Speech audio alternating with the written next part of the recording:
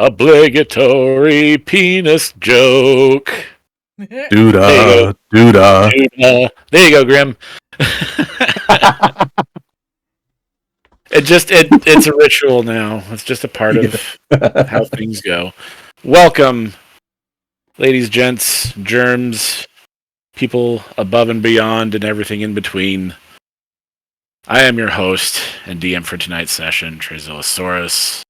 With me is Dan as Dustin Fuller. Hey, everybody. And Nerdhala as Sasha Damask. Say hi. Hello. And we are finishing Dustin's little side gallivant.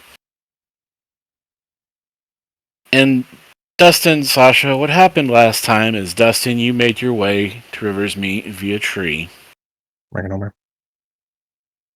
You made your way to the pit, remembering the familiar steps, the familiar path. You got, for lack of a better term, ambushed by Sasha. You reunited with her. And you made your way, after a warm reunion, back to Roland's safe house. On the way there, Sasha revealed to you her anger, her rage, her need for vengeance, a very personal feeling that she has. She needs to be involved in this. And it was during this little discussion that you guys had that you were approached by a very cracked out, jonesing for a hit of blood vampire who attracted other vampires to you. A scuffle ensued. There was some very poor rolls. Yeah. Except for Sasha. Sasha did pretty well. She was a ninja, doing like flips and rolls and shit over Dustin's back and stabbing people. And there was a very roundhouse kick. That was awesome. Roundhouse kicked a vampire off one building into another building and then just down the side. Felt very much like that scene from Iron Man 2 where Black Widow and Happy are fighting the bodyguards. Yes, very much so, yes. You apprehended the Beetlejuice vampire, we had dubbed him, and intimidated the shit out of him. Basically putting the barrel of your gun under his chin.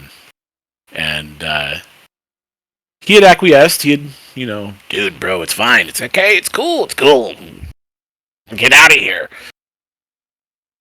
That's when Sasha came up, put her hand on yours, and pulled the trigger, blowing the poor vampire's head clean off. The body slumped to the ground, and you guys made your way to Roland's safe house. However, after getting to the safe house, you realize that was probably a poor decision to shoot someone in the middle of town with a gun. And a mob built up around Roland's safe house, and they demanded that you come out and face them like men and, well, women for Sasha. And things looked pretty grim. Then Sasha could hear the sound of a crow cawing, and she got very excited. Roland appeared, apparating from the crows.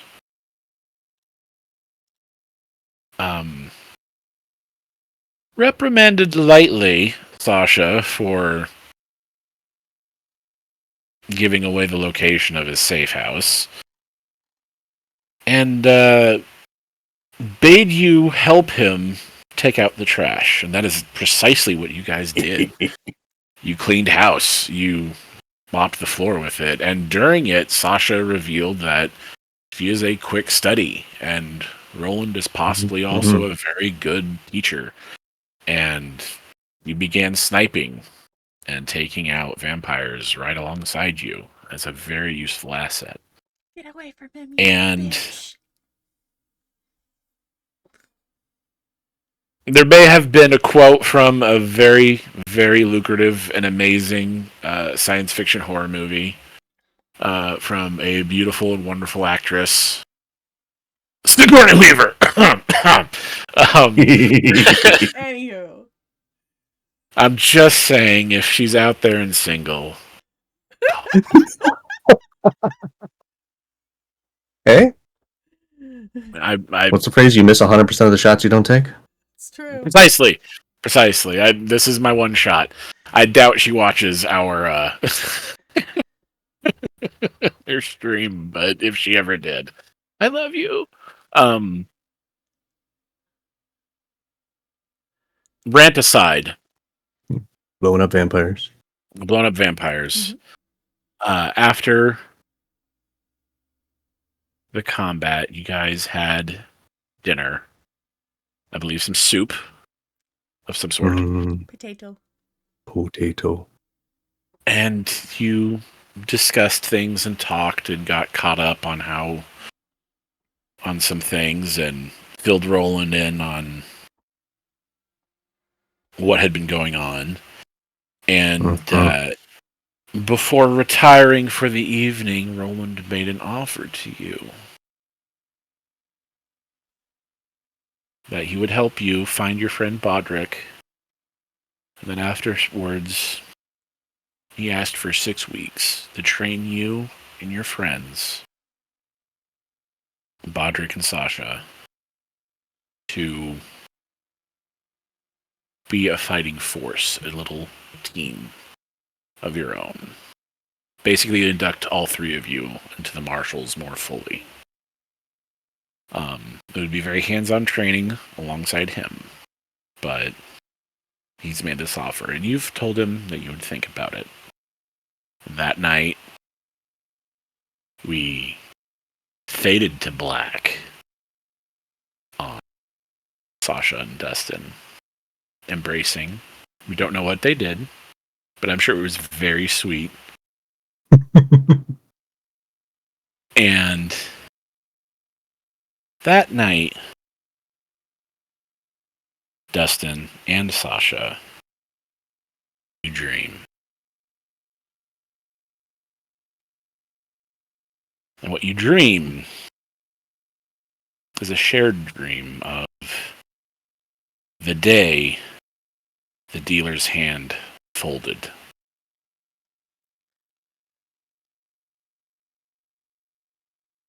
And as you're remembering this, it's all kind of in sepia tones. You remember it was a deal with some local hoodlums or whatever on behalf of some cult you weren't sure. You had stolen something for them, some artifact. The meetup was on the docks of Riversmeet.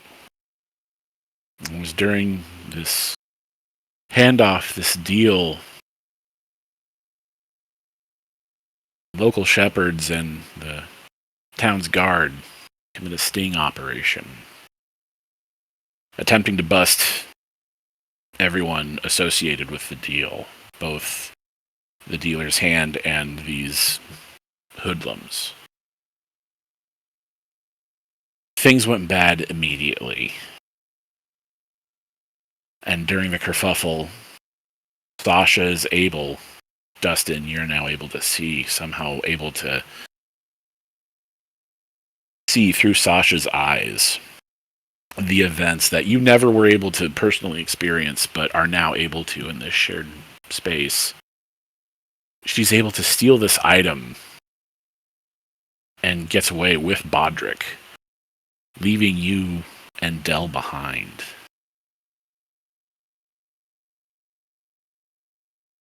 Dustin, you remember Dell was holding off both the shepherds and these other hoodlums who accused you guys of bringing the shepherds with them or being with the shepherds themselves. And you remember him holding them off using not only his strength but his just acrobatics. You remember his background, his past. He was a kid who grew up in the circus. He was not only the circus strongman's son, but he was an acrobat's son too. Like, the mother was an acrobat. Like, he grew up in the circus. So he's just naturally not only very well built, he's very animated, very goofy. You remember that cheerful smile and just the way he could be a clown while also being the strongest guy in the room. And you remember it all fading, disappearing, and Sasha, you see it from Dustin's perspective as well. Him turning to Dustin as he's holding these guys off to leave, to find you and Bodric, and to make sure that you guys were okay, and that he would catch up. And that's when a sword runs through him. Right through his gut.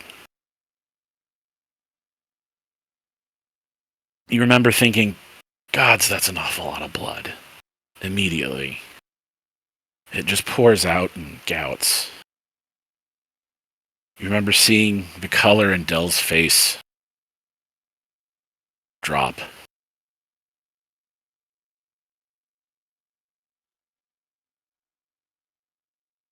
But he continued to fight on with a smile, blood in his mouth. And he nods to you, Dustin, and tells you to go on ahead. I'll catch up. A little scratch like this isn't going to hurt me. You remember feeling, Dustin, that familiar burning sensation in the chest. You know exactly at that moment he was lying to you. He wasn't going to catch up to you. But he was going to buy you time. And so you ran as far as you could. As fast as you could.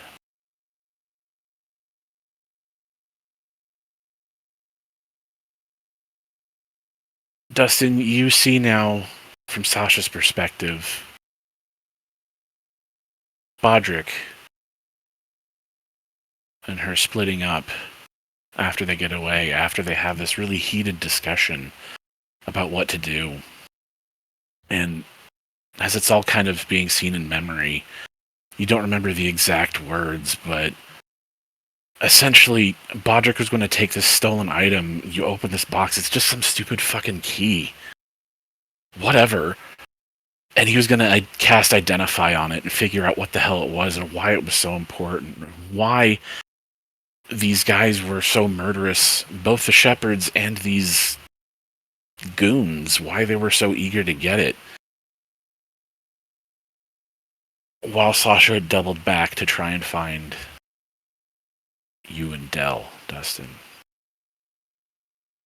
Sasha left, and it was while he was casting Identify that the shepherds were able to detect him casting, and they were able to apprehend him. And now you're both able to see, though you're not sure how or why you're able to see it, Bodric being apprehended by the shepherds. You see him in a dark cell with a candle on a table, his hands manacled, him leaning forward.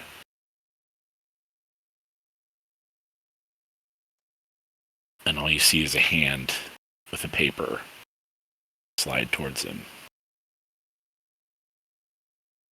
As the hand draws away, you see that is a contract of enlistment within the shepherds.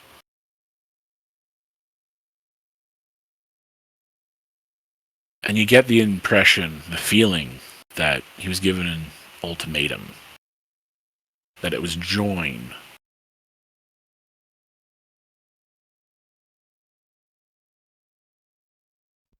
He chose the shepherds, we'll say. After that, Sasha, not being able to find you, Dustin, or Bodric after failing to find you, spent a lot of time looking around River's Meat and staying at the pit, looking around, trying to find you guys, finding nothing. After going back to the docks, everything was gone. There was just blood there. Who's unknown. But after all that investigation for weeks and weeks and coming up empty-handed and not being able to find anything, eventually, Sasha, you fled River's Meat when wanted posters started appearing all over town with your face on them.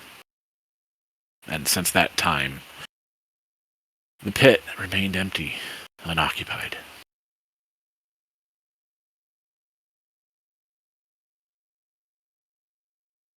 The two of you are in the pit in this dream. What are you thinking? Dustin, we'll start with you. What are your emotions?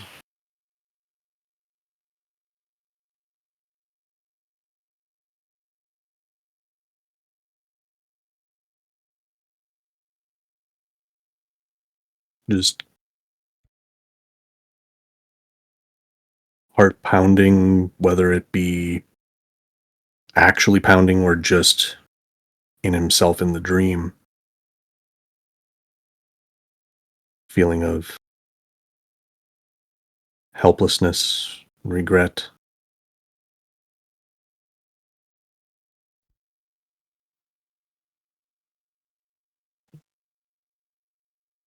It's pretty deep.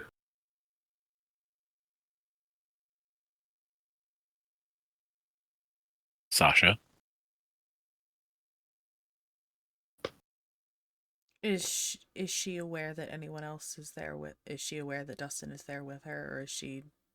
You are both aware of each other's presences, though you cannot share thoughts or emotions, but you are feeling them. I want to know what you're thinking. I want to know what you're feeling. Yeah. She is experiencing panic, loss, isolation.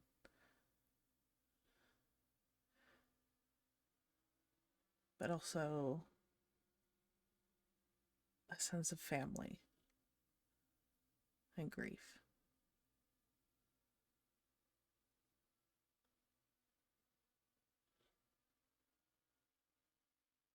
The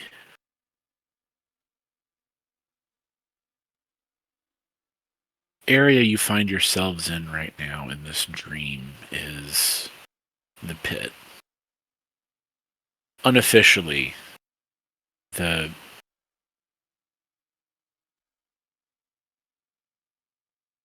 would say probably the fifth family member of your family is the pit itself, with just how iconic it is. It's your place, it's your getaway. And as you're in these dream bodies, you're aware of each other, but you're not able to share any thoughts or anything. You just feel each other's presence, and you know instinctively that you're both seeing the same thing. Looking around at the familiar space, and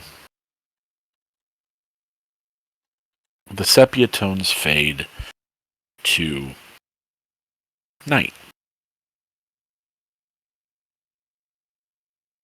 Regular shades, though.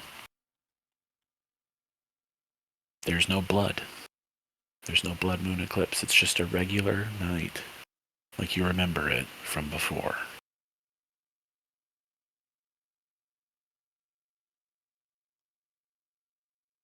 And everything takes on a shimmer, a gleam. Almost that special setting on a lens that makes everything just a little hazy, just a little blurry. Like the dream world softens.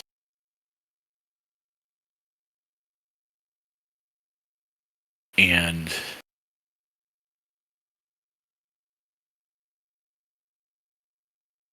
Dustin and Sasha, you both hear a familiar.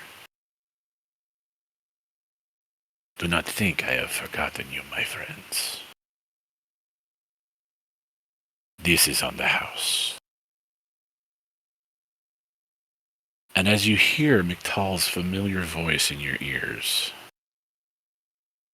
apparating before you, larger than life, as you remember him, not drained of the color in his face, smiling, that big shit-eating grin of his, barrel-chested, broad-shouldered. Hey guys! Been a while. You can't really talk back. I get it, and I've only got so much time.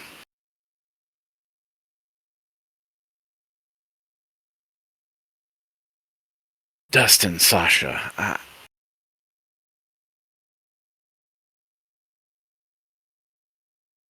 I don't know what else to say other than I would have done the same thing over and over again, and twice as hard for you guys. Are you kidding me? After I left the circus, I was lost for the longest time. And then I found you guys, and you made me feel so at home, so welcome.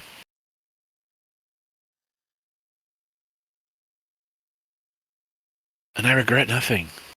I regret absolutely nothing, guys.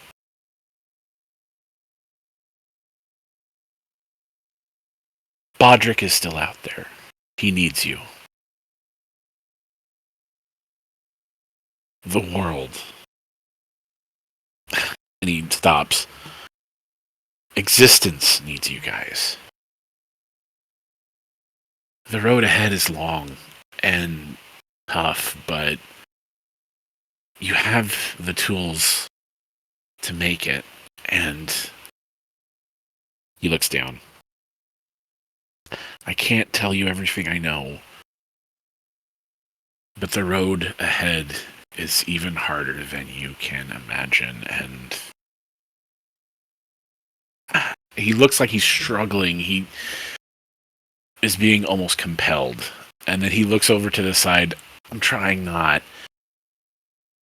And you hear the voice, "Be careful, Del. I am doing you a favor." Del nods.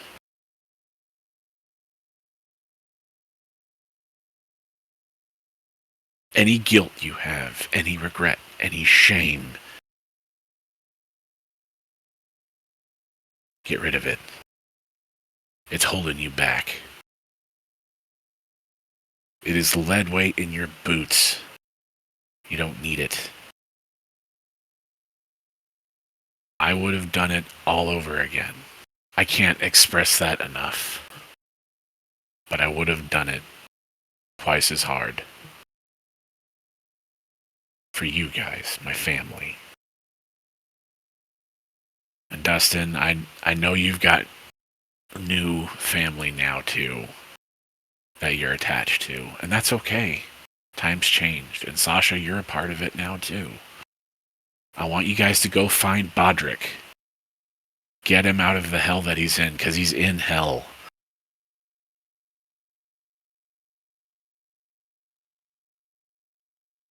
And he looks up, and as you look up, you remember there's a crack that on certain nights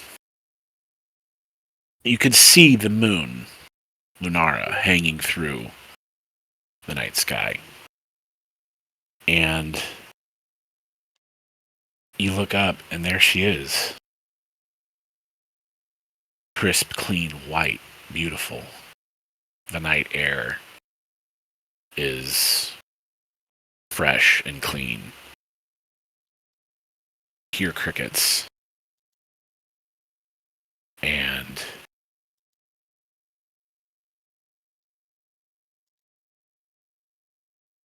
you turn back to him and he goes, "It's possible, guys. You can do this. And you can survive. You've just got to give it everything you've got. I believe in you. And I am so fucking proud to call you my family. Now go get him, guys. Go get him." And as he says that, the dream fades and you return to sleep. You awake that morning. Do.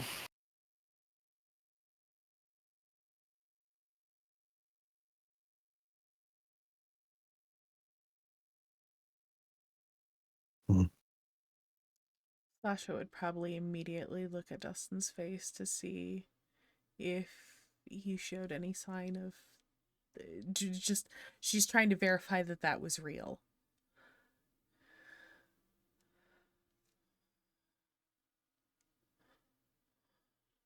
What is his face? I would say, yeah. She's just got In this tears moment running with all down her that, yeah. face. Sorry, go ahead. No, yeah. Dustin is probably how. It's like I mentioned this in Discord. I figured out where Dell came from, and it's actually kind of hitting, which is good. Just want to say that was fucking glorious. Just as a comment on that, but he's letting just like everything all just fade away. All the perceived toughness that he's had is just he's still got his eyes shut, but just tears running down the side of his face as he's laying back. But a smile too. It's just like huge weight has been lifted. Sasha just rests her head on your chest and just hugs you tight. Just silent, not saying anything. I think in the moment Dustin forgets his strength and just hugs Sasha way too tight.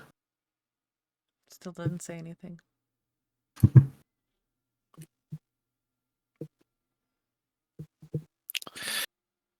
That just gave me the warm and fuzzies, guys. So at this moment, you guys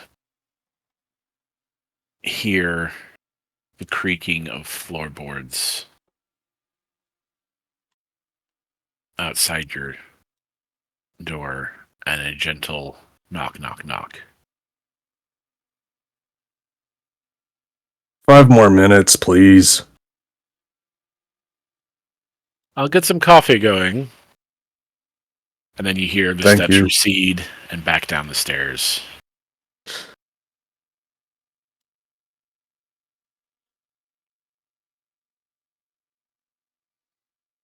Sasha just kind of giggles and then squeezes you again.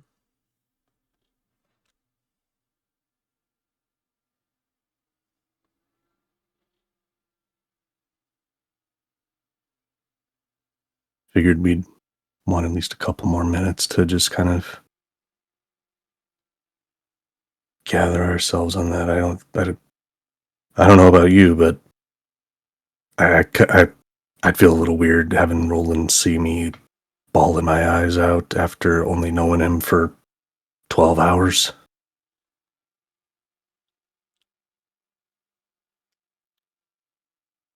She kind of puts a finger up for a moment, rolls over. You see her kind of rustle through something on the you can hear her kind of rustling through her clothes on the floor. She pulls out a handkerchief and hands it to you. Thank you. You're welcome.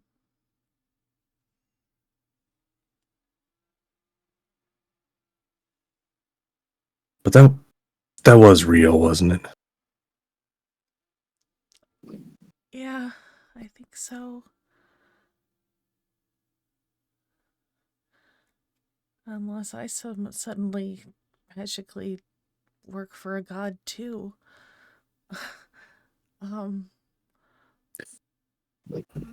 this is You guys both look real quick. You guys both look over onto a nearby dresser where you have set the skull, and you just catch the very end of purple light winking out in the eyes of the skull.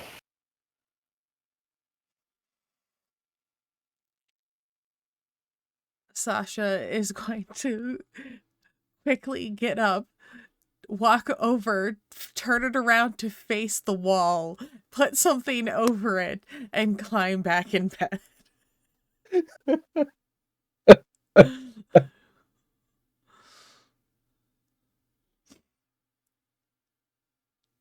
Have a god looking out for you is one thing.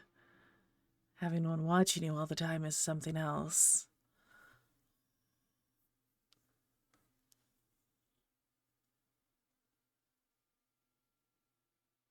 I think in Dustin's head, I don't think he says it, but just like in his head, he's like, I think if he can see into our heads, I don't know if the skull being turned around is going to do much, but It makes me feel better.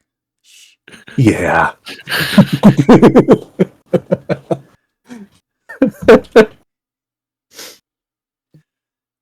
Oh.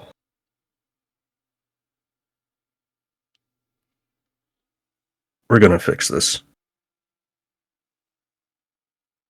I know we will. Together.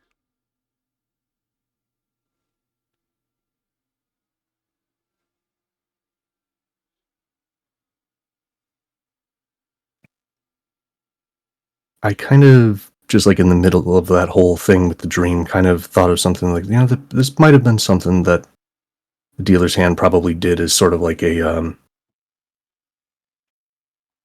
not like a ritualistic greeting or something, but just kind of like almost like their version of like a group hug. Mm-hmm. Just kind of like putting the palm on, like, between the shoulder blades of the other person, and then just kind of like all putting their heads together is like, we're family. Yeah. You remember there being plenty of times in the past where you guys have done that, either before a particularly scary sounding job or heist or whatever it was you guys were doing,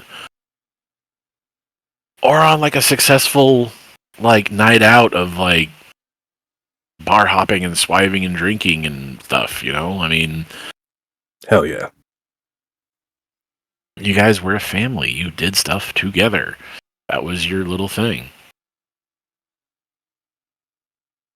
So at this moment, you start to smell not only coffee waft up the stairs and through the cracks in the floorboards, but also the smells of bacon and eggs, some toast.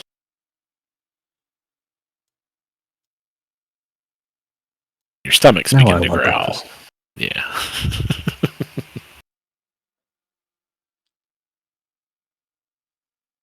So what do you guys do? Do you make your way downstairs after getting dressed? Yeah. I think so. I think just before heading out the door, Dustin would do that kind of like ritualistic, just hand on the back, and just kind of like Mm-hmm. put his forehead to Sasha's, and just kind of like look directly into her eyes and just go, I don't want this other hand to be empty anymore. Let's go find our friend sometime here soon. Sound good? Let's put the family back together.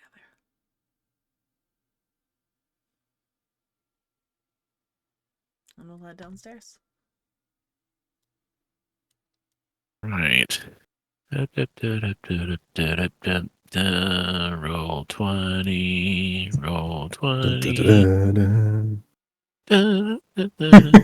Alright, I had to scroll my screen over.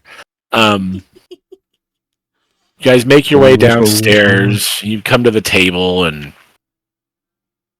the smell of breakfast gets stronger. You do see a couple plates here and here set up for you guys. There's also one here. Just as a heads up, I'm still on the world map. Oh, there we go.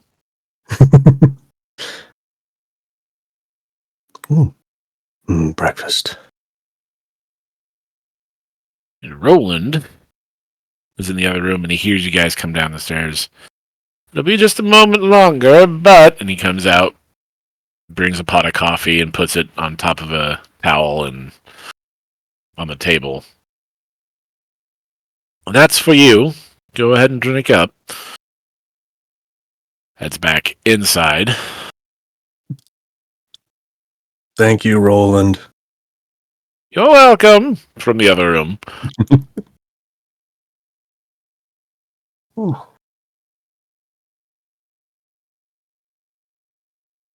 a moment later, he comes right back out with some cream, sugar, honey, and some stuff. In case you need this for your coffee, I'm sorry.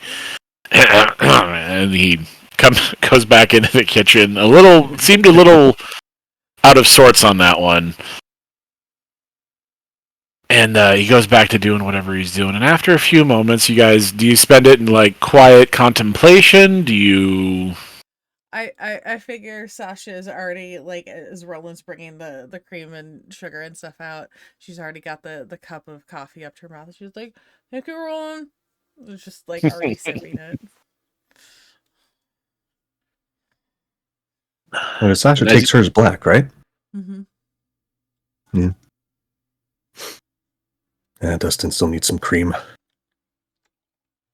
And then with a big platter, he comes out with a plate of basically over easy eggs, toast, and a bunch of strips of bacon.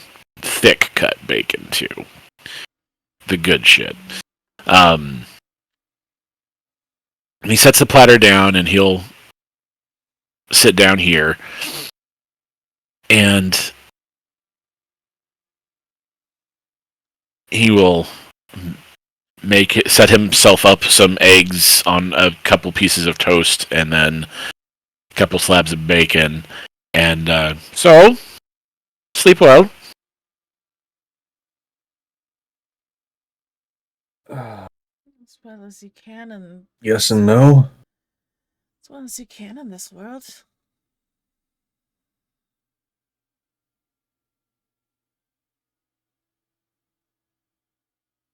Always seems like there's something that just doesn't really let you sleep easy, huh?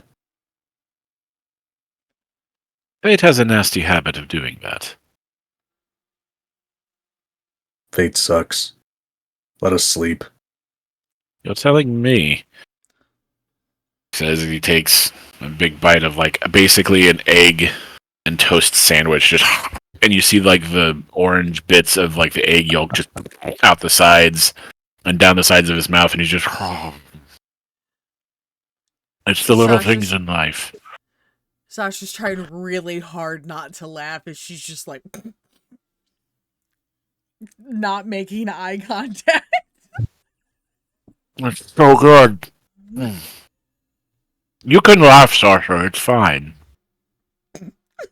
Oh, it's been a while since I've eaten. When he finishes just like wolfing down one egg. See the beard, and I'm just like, yeah. I'm figuring like Dustin's already pulling like a piece of cloth to make a wet napkin for him. I was gonna say, Dustin, Just this is anybody who's eaten eggs with a beard. Oh. I was gonna say, Yep. Dustin, this is also probably the first time in a long time you've heard Sasha laugh. I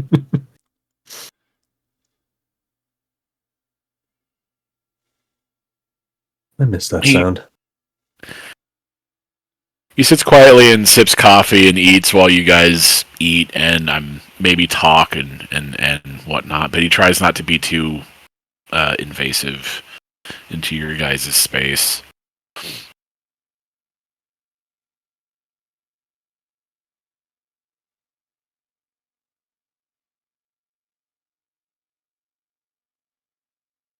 Oh, Roland, I have a question.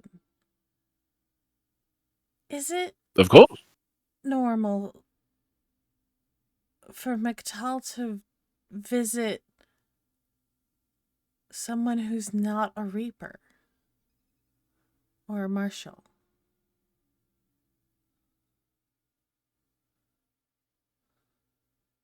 He narrows his eyes at you guys. And he goes, "You had a dream?" Looks at Dustin, looks back at Roland,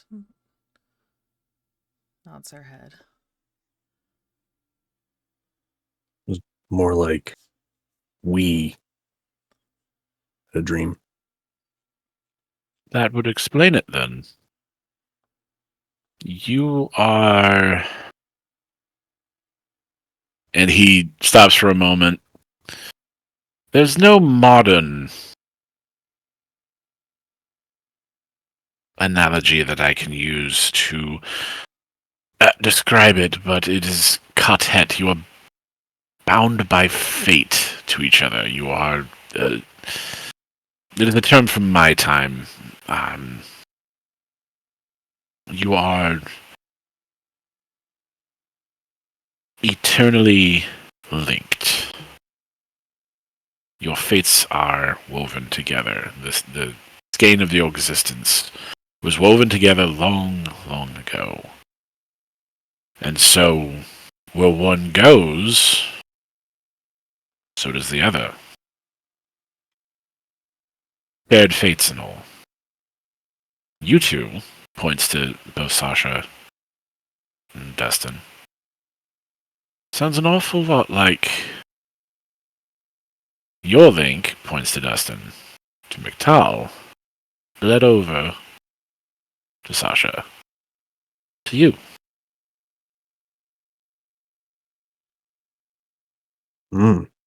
Tell me more of this dream. And he sits back and sips on some coffee.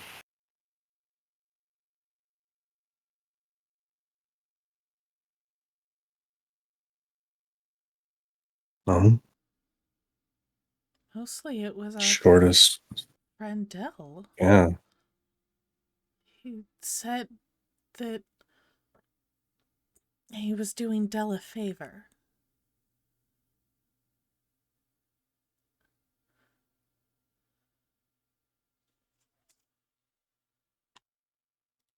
Did your friend Dell appear in this dream? Larger than life.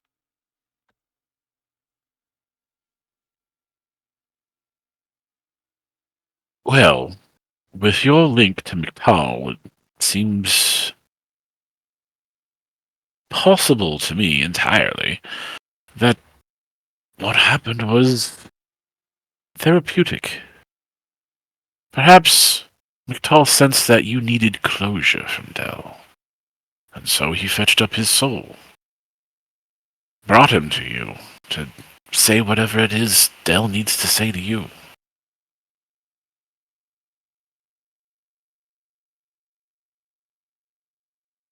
Yeah. Yeah. No, you're not wrong.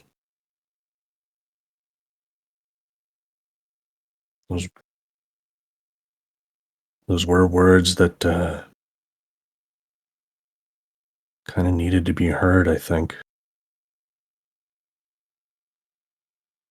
Kind of hard to hear him in the moment.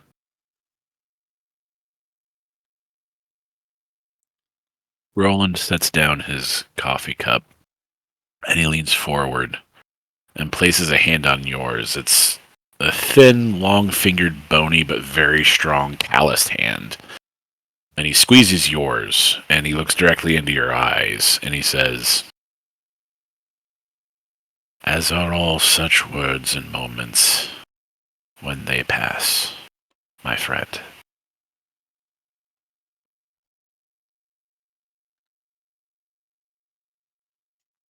You have survived thus far, and will continue to, until you don't.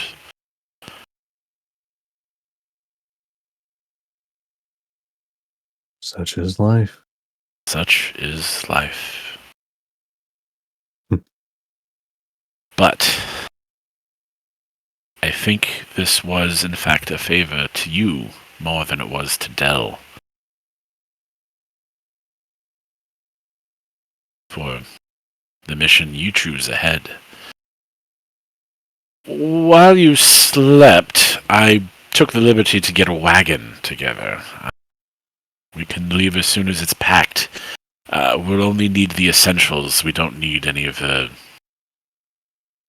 non-important things. All of the weapons, the equipment that we need for ammunition, things like that. That has to go, but beds, pillows, blankets, things like that, those are replaceable.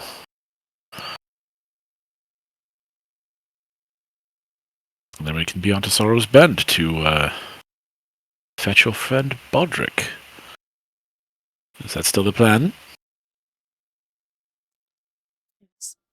Yes. Yeah.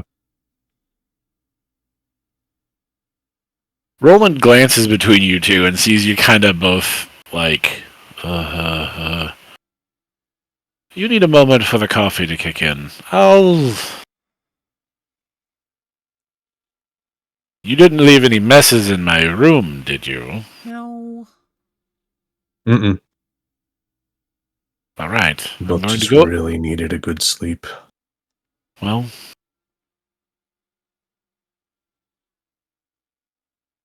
maybe we can take some of the blankets and pillows. I'll get my things from my room together while you two finish your breakfast and have your coffee. He gets up and he goes up the stairs. Once he's out of eye shot, Dustin will just kind of like, while sipping his coffee, just hold the other hand just kind of like towards Sasha in like a, like the gentle high five motion. It's like, yeah, we got the beds.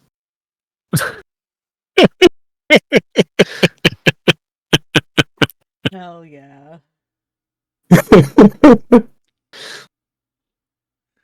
Yeah, high five.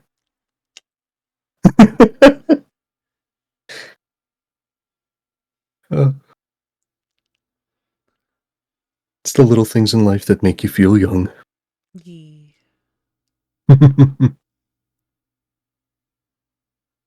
Oh. So do you guys discuss anything or talk about anything while Roland is gone? Or Thinking.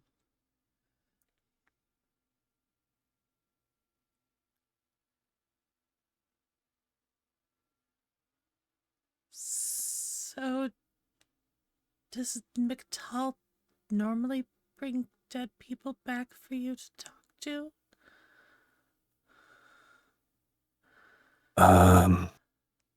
That was a first. Oh. Okay. I mean, I've seen McTall. I've had his voice in my head at least once. But no, I think this is the first time he's been in my dream. I remember in the research that I helped Casro to, Lunara has to do with dreams.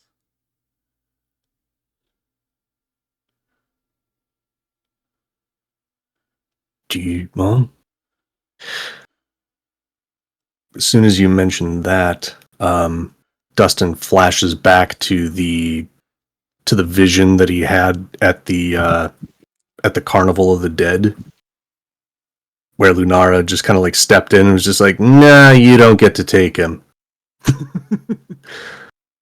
He's like, well, they, I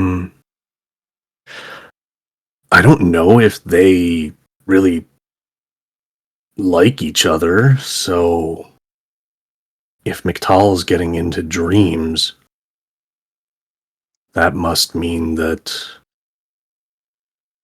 Lunara really needed some assistance on that one.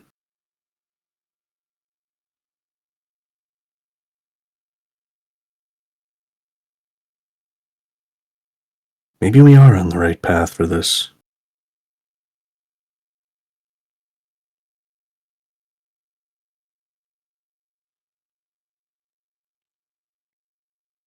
I'm with you till the end on this. Always.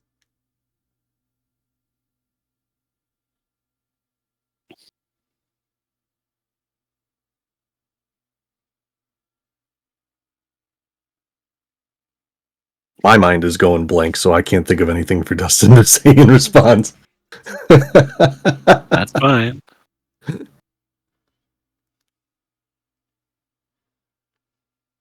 Comment of genuine compare and compassion in response.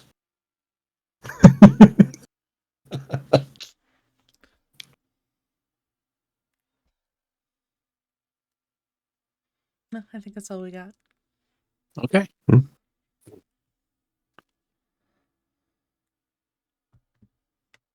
How far is it to Sorrow's Bend?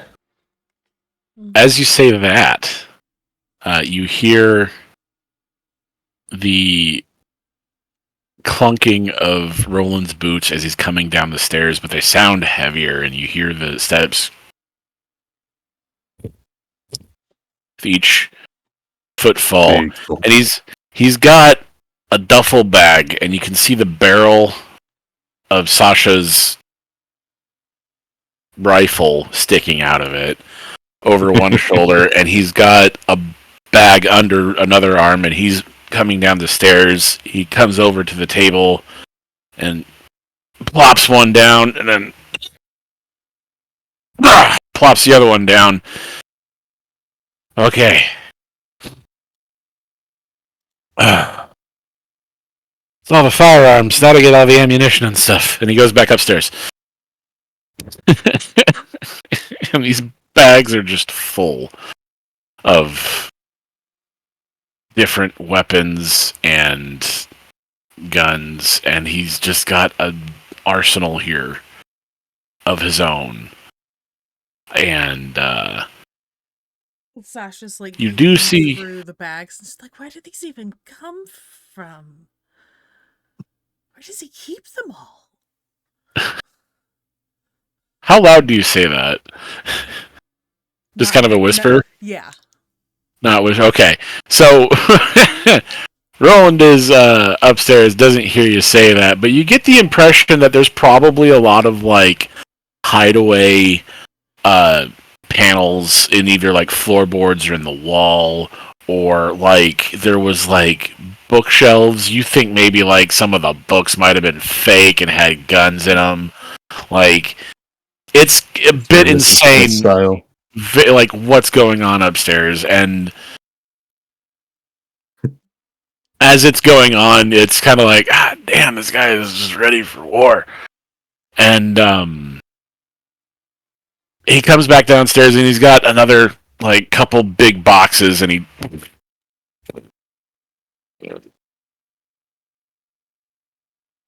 plunk, and it's just this big box, and you see all these other things sticking out. It's like, this is all the stuff for reloading. It's everything important upstairs. Now for everything down here.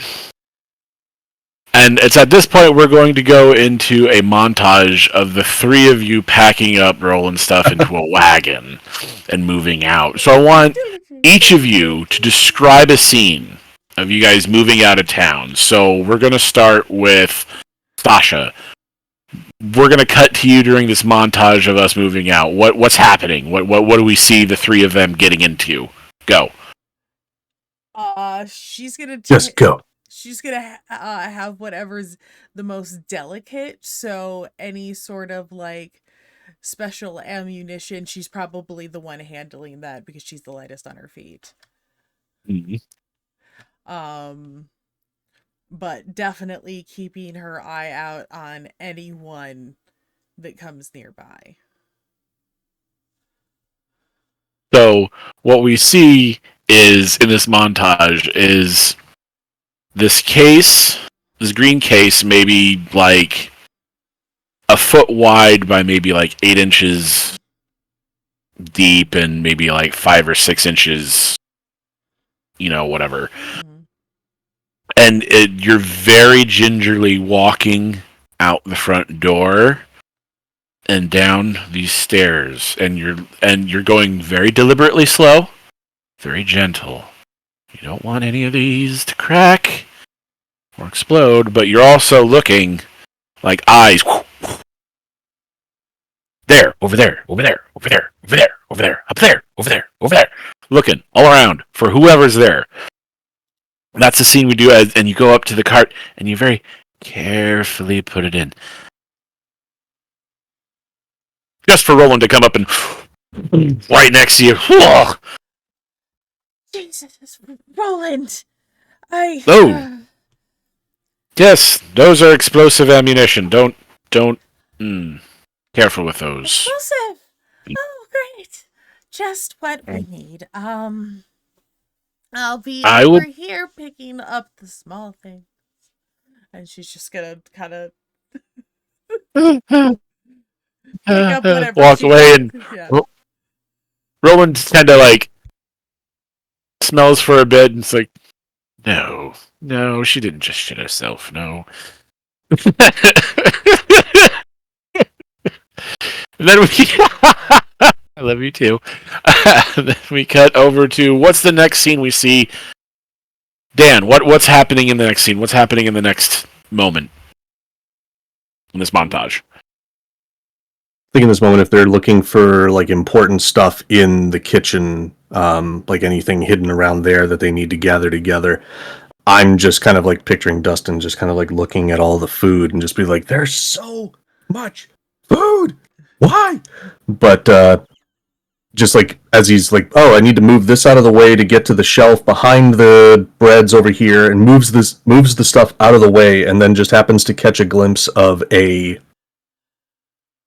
I'm just picturing like a couple of candy wrappers of like, oh, I remember those.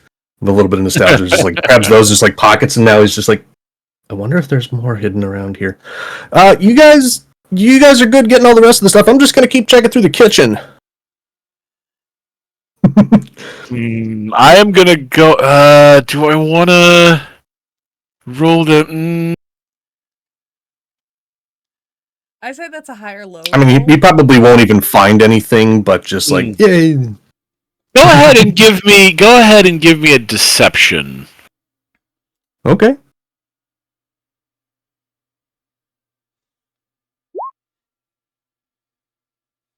Yeah. He buys it. Roland goes, there's actually a few cases of shotgun rounds in one of the drawers. If you could find it, that would be great. And you got it. As you go ahead and give me a investigation as you rifle through the kitchen, looking for goodies and food.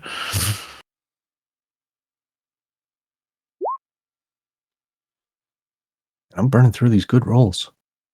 Not bad. I like how that's with a negative modifier too. Right. I think I'm just going to roll a d20 just to see what do we get here. 13. All right. You do find a few more like candy bars that are wrapped in like wax paper that are like sealed with wax, right? And a couple are like basically $100,000. I think is it the $100,000 or is it the baby, or it's the caramel nut roll essentially? Is that it? Is it 100 grand or is it a baby Ruth? I can't remember I can't remember either. which candy it is, but it's just a roll of caramel wrapped in peanuts, essentially. Imagine that, but then covered in chocolate. Okay, there's those. Yeah. And they're in like wax packages, wax paper packages with like sealed with wax. And there's like a couple of those. There's a couple of like basically apple tarts. The fruit pies. It's like an apple fruit pie, essentially. So you're able to pocket a couple of those. They're just little foodie things that you can write down and say that you have. Based on those investigation rules. Or that investigation rule, I should say. Gotcha. Not that it does anything for you, but it's just there. You got a little snacky poo. In case you're hungry. So that's the scene we see of Dustin filling his pockets with like little treats and candies as he's like right up with, I'm totally looking for those shotgun shells. Ooh. Knickers, I don't know what that is. It's gonna be delicious.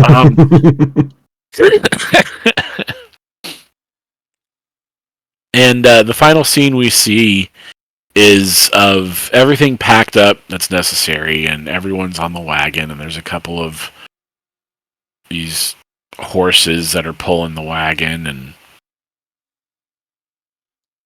you guys leave town, and that's when we will jump forward. We return to the party after having left the City of Rivers meet with all of the important belongings that Roland had. And we travel the several, days?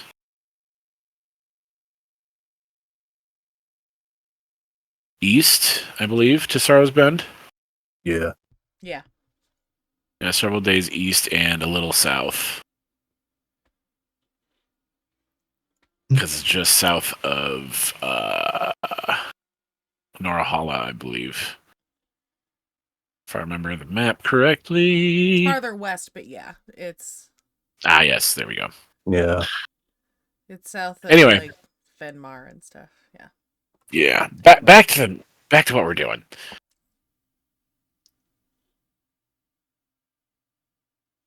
So many locales. Up here, as you guys reach Sorrow's Bend,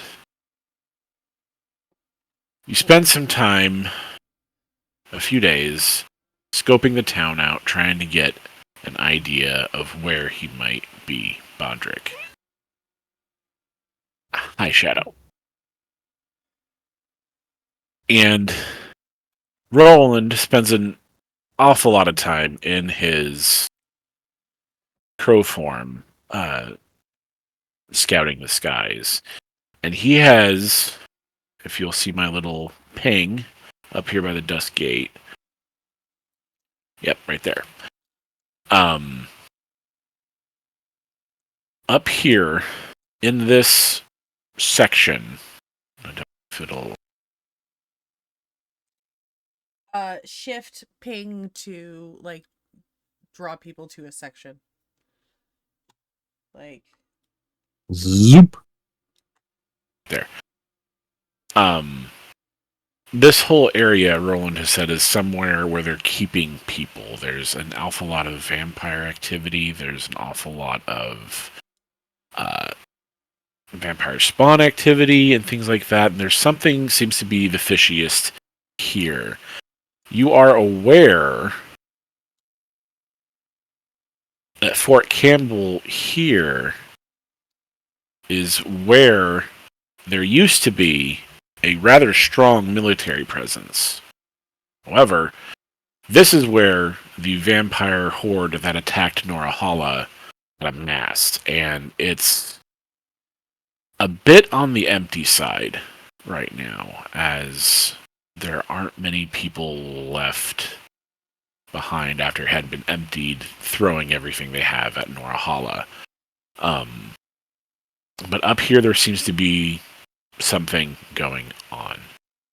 And it is on about day 3 we find Dustin and Sasha in essentially an alleyway, waiting for Roland to return from another shift, patrolling the skies, getting where he can as a crow, in the crow form, and trying to figure out what's happening in this area, if this is somehow related to Bodric or what have you. But this is the area where you're looking. What do you guys do? What are you guys saying as you wait? What is the general demeanor of the townsfolk here? As you have been spending the past couple of days in Sorrow's Bend, and as you've patrolled around and gotten a look at everyone, the people that you have seen, it's not exactly rare, but it's not as often as you would think for a town, a city of this size. And there is a day where you see somebody with an ox-drawn cart, and the cart is stacked with dead bodies, exsanguinated dead bodies.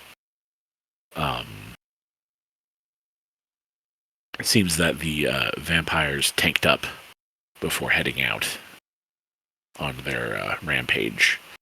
And so that quite a few people are missing. And those that are still standing seem not only malnourished, but quite pale. They're also incredibly paranoid, skittish, like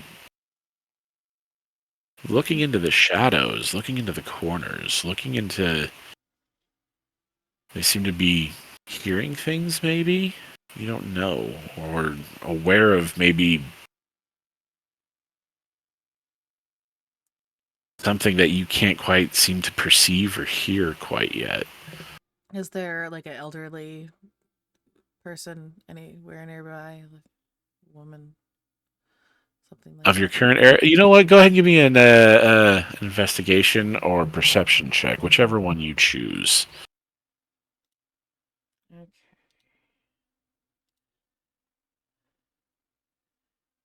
Definitely perception.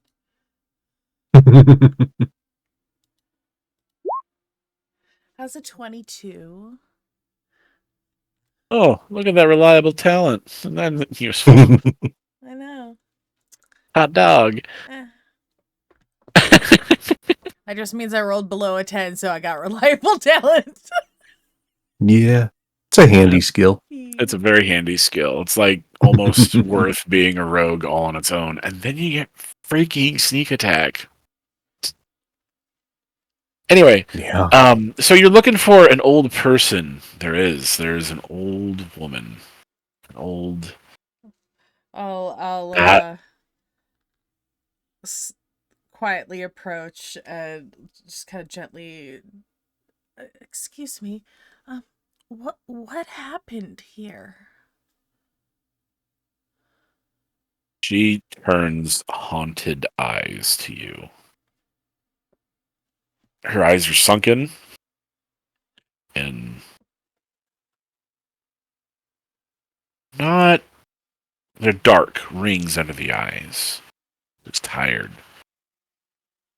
And she's not seeing you. She acknowledges your presence, and like for a moment, her eyes meet yours, and there's that acknowledgement of, I see you as a person. And then she's not seeing you. She's reliving things, and she just goes,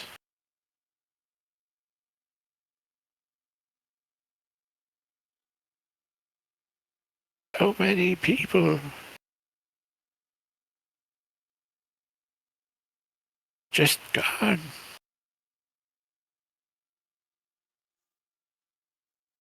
Drained of everything they were. All in the name of mockery.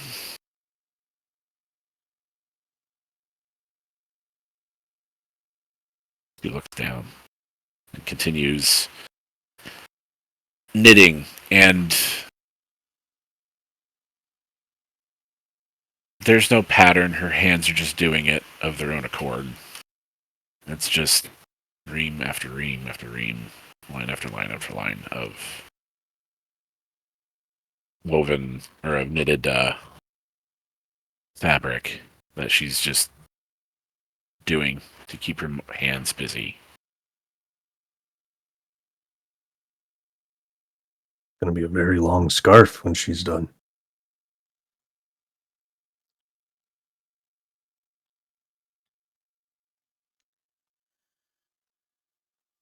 Do you say that out loud? Yeah.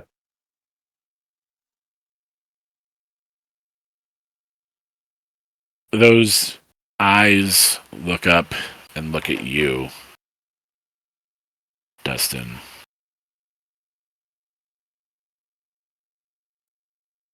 And then something happens. You can't quite...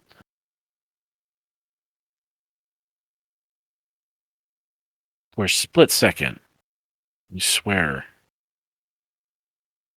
her eyes go pitch black. And you get glimpses in your head, fractured images of those black eyes and her face, but her teeth replaced with jagged, gnarled teeth of some horrid creation, some abomination. And then it snaps back to reality, and she's just this old woman again. Gray going white hair, rags. Just looks like a normal old woman. But you could have swore you saw evil in those eyes. But it's not there anymore.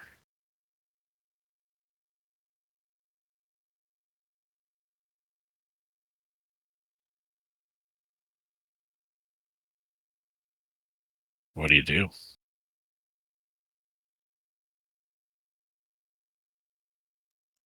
Try not to freak out and just casually, well, as casual as rigid, small talk conversation can be.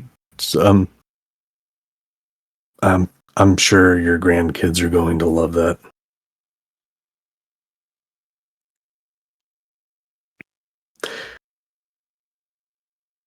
Yeah, I think we should probably let her back to knitting. Yeah. Start looking around. Oh, God. I wouldn't even know what quote unquote normal would be, but like, what's the military or like city watch presence like here? Where we're near Fort Campbell. Like, does it look well manned or low? Sparse. Low. Very sparse. You It's get like the not very impression many. that anyone who didn't join became food. So probably anyone that wanted to stay relevant in the military at Fort Campbell probably became part of the vampire horde. So, and since a huge horde traveled from Sorrow's Bend to Norahalla, there's just not that many people left, and whatever's left is a token force and the meat left behind, essentially. That's what you've been able to gather in your couple of days here. At this time, you hear familiar cawing. And you look up and you see the same crows starting to fly overhead, and then another one lands nearby. Same familiar golden eyes that look up at you curiously as it cocks its head. Ah! And then hops towards you. And it's at this point where the crow stops. All of the others descend and swirl in that one point, and then Roland appears. And he's there, and he goes, "Well, who's she?" And points to the old woman as she's just sitting there knitting away. Townsfolk? Hmm. And Roland Just go ahead. Just a nice old lady knitting a scarf Insight check on with like a Dustin. little bit of like subtle like panic of like don't let it let on, but Do I get it?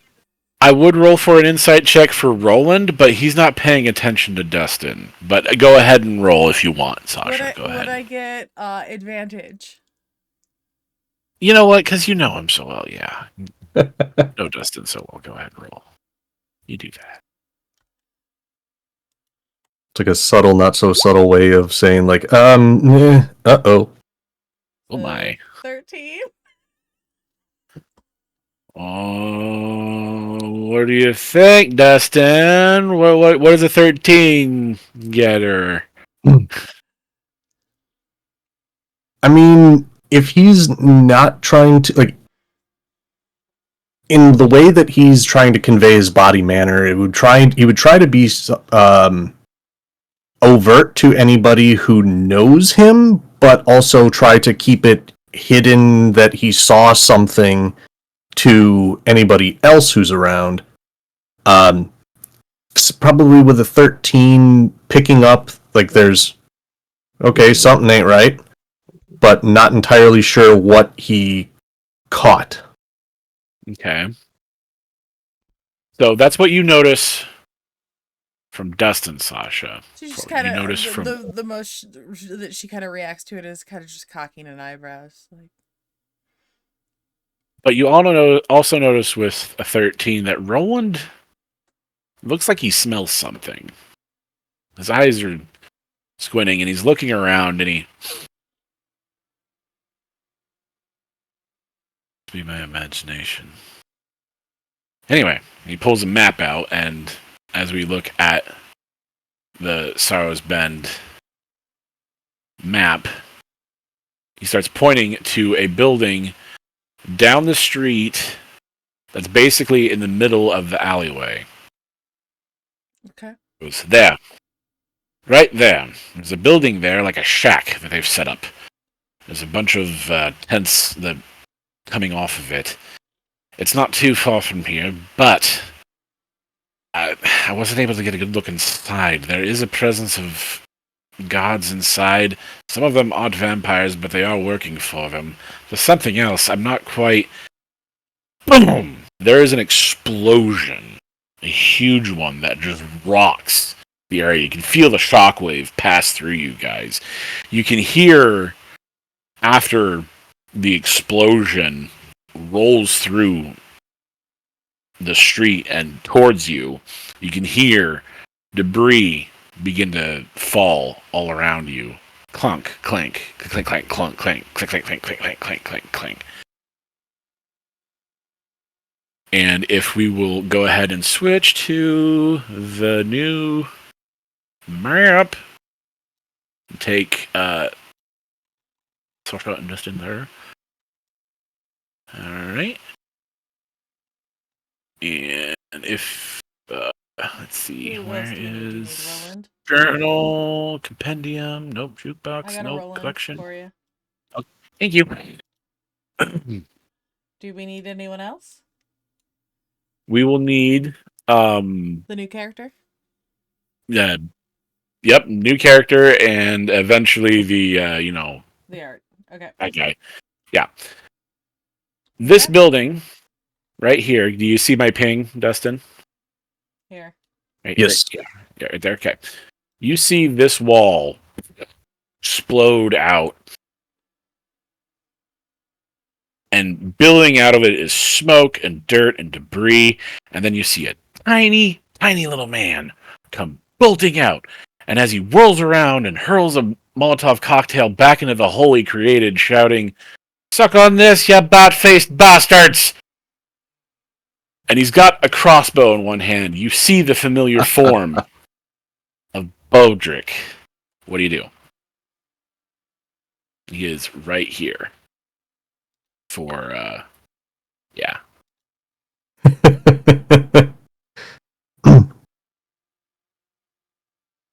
Just kind of He looks over at Sasha and just goes, I don't think we need to look very hard anymore.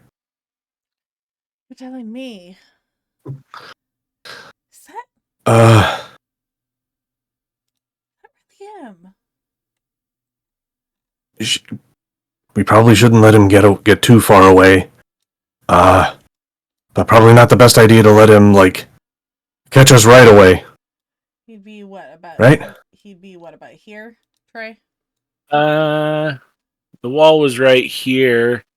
So he'd be, yeah, that's a good spot. That's a good spot for him where you had him originally. Right here. So we'll move you guys up. You probably would have seen that from about here. And then Roland. Where's Roland during this? We'll say he's a little bit further back. Okay. He was trying to stay, about right here. Cool. Okay. He's hanging out on the fish cart. Mm-hmm. Fish. From the fish cart. Fine. Oh, that's a big fish too. Jesus. Yeah. Holy mackerel. Indeed. It looks like a swordfish.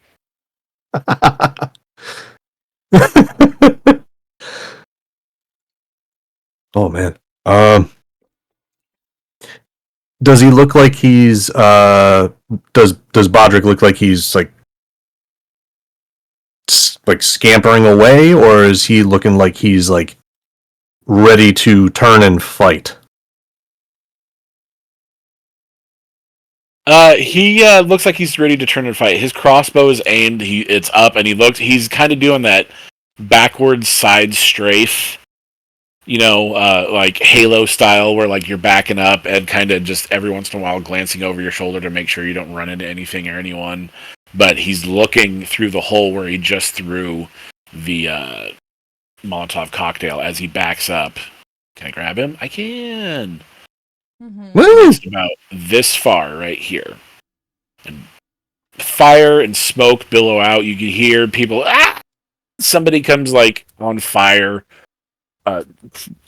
stumbling out of the building, and stumbles off into the alleyway. And then Action movie on fire flailing. yes, action movie on fire flailing, yeah. And then out of the building, let's see, where is he located? I can drop it on. Cool. Put him right at the entrance where the explosion was, right where my ping was. Okay, 1 second. Boop. And you should have control of him as well. There he is. I think it's... Yeah, you see him? Blech. Hold on. Yeah. With... It was the... Just What's your passive perception? 15. Yeah, you definitely see this. Yeah, for sure. This guy. Blech. Yeah, that's nasty. Ambulating like some sort of sick Dr. Octopus. Only it's these viney musculature / wooden covered in sap tentacles coming out of his head.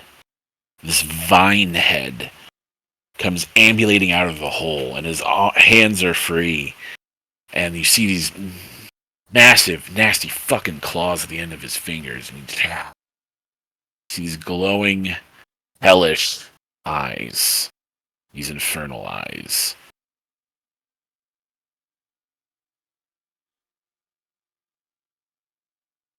Can I have you make a wisdom saving roll? All of you. Oh no. That's not good.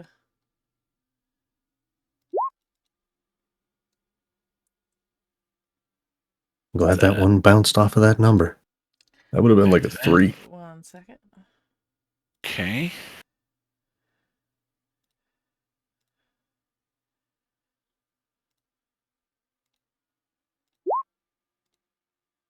Okay, you guys both pass. But you hear over your left shoulder Roland sucking a breath. Mm-hmm. Gods. That's a possessed dryad. They're on the mortal plane.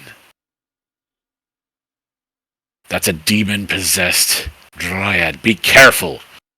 I need you all to roll initiative. Don't forget to click your token. Oh, hang on. I feel like we need to have that as a sound alert. Don't forget Just to the click don't your forget token. to click your token. Like with that sing-songy voice. That was perfect for it. Thank you. God damn!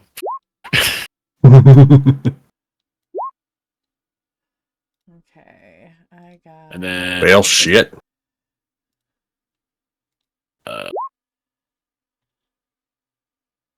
Well, shit. Can I... Where's the... There it is. There's the initiative thing. If I click this, can it do... Did it show up? Yeah, I did. Yay! All right, Woo! cool. Wow, you guys are going way faster than... that should say Vinehead, but... It does. Okay. So... Vinehead. We It says whatever are the going... token says, so. Good. Yee. So Roland is up first. He gives you that warning. Oh, what is he gonna do?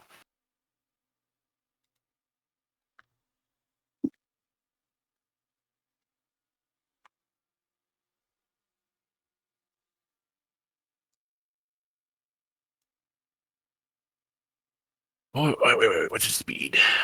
30 feet. Okay. So, he's going to dash. Turn there. 5, 10, 15, 20, 25, 30. 5, 10, 15, 20, 30. He is going to try and flank this guy by moving over here. So, he moves wide and over here using his action to dash. And that is his turn, and we will go to Dustin. You're up, bud. All right. Let's see. So 30 feet of movement, 5, 10, 15, 20. As Dustin is actually going to basically run up and basically off to the side here, with one hand, just kind of pulling up the Thor disguise, the little pink bandana, Mm-hmm. and the other one pulling the revolver out, and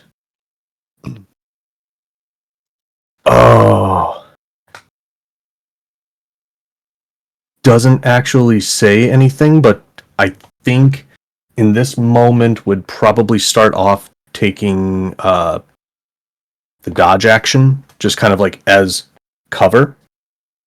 Okay. And just kind of like, I'm here, but I don't want to unload just yet. Alrighty. And that is your turn? That is my turn. Oh, geez. Okay. Sasha, Quick turn. you're next. I am going to, let's see, hold on. Measure.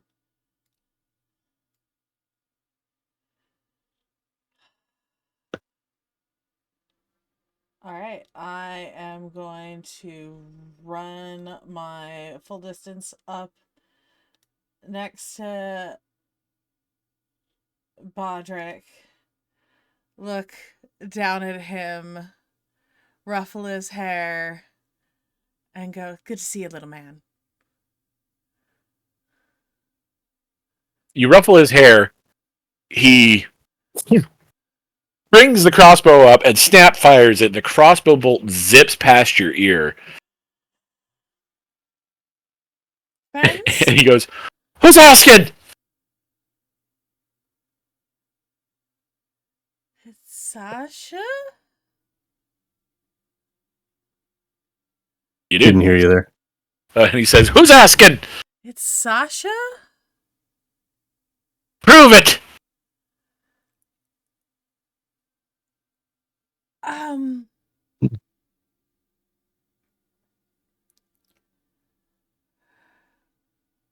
You hated it at, St. Agatha's because the other kids always picked on you for being the only halfling, but you saved my ass by, kicking Scott's butt when he was trying to, take my lunch. And then nobody ever messed with you again.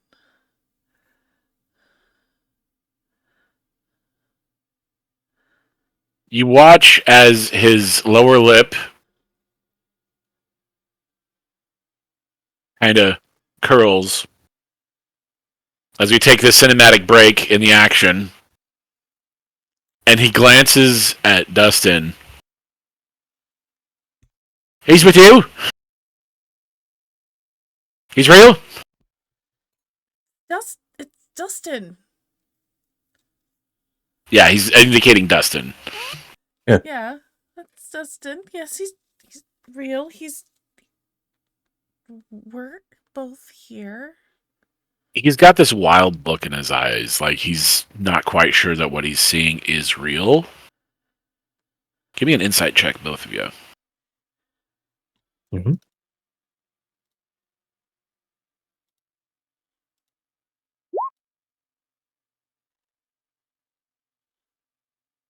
10 on Dustin. 16.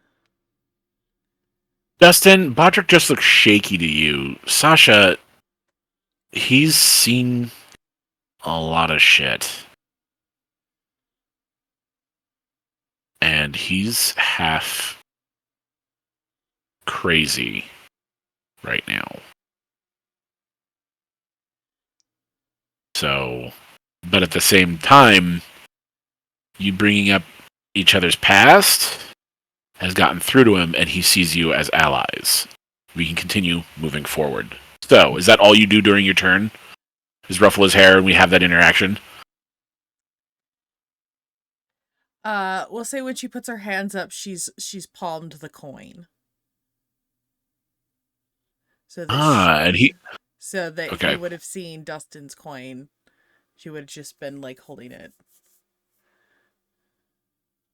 He grinds his teeth and he's like, "Well, then let's kill this feckin' thing." And he loads his crossbow bolt again. All right.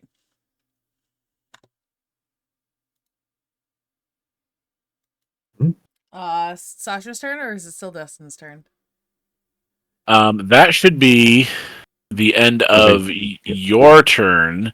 It should now be Bodric's turn. Yes. So Dustin took dodge action.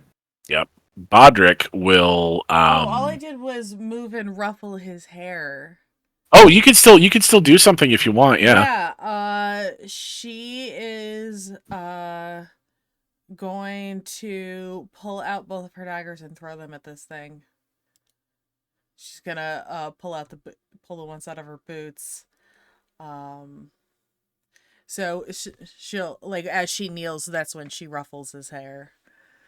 Like, Gotcha. kneels to pull Okay. the ones out of her boots and then chucks them. So let me roll. It's nonchalantly just, "Hey, bud."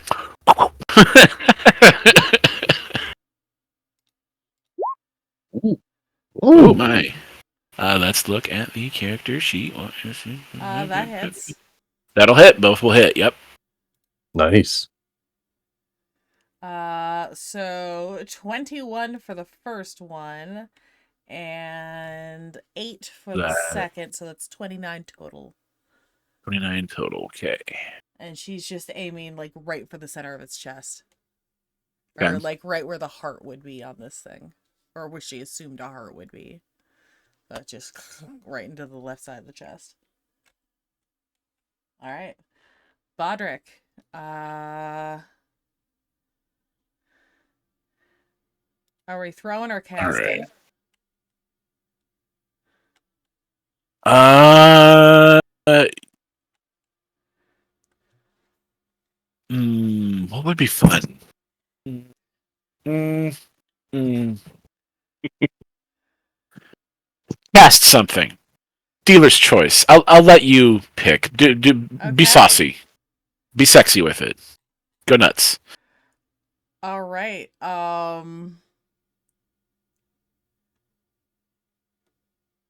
He's gonna cast a 3rd level fireball.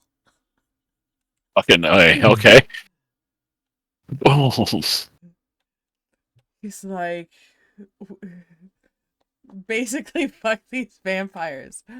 Actually, this thing isn't wearing. It's just wearing like cloth and leathers, right?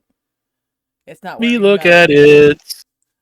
Nope, it's just natural. Okay, that's what I thought. That's what I thought. So yeah, then fireball. So it needs to make Dex a save, right? DC 18 dex save. That would be cool, except it's immune to fire damage. He doesn't know that though.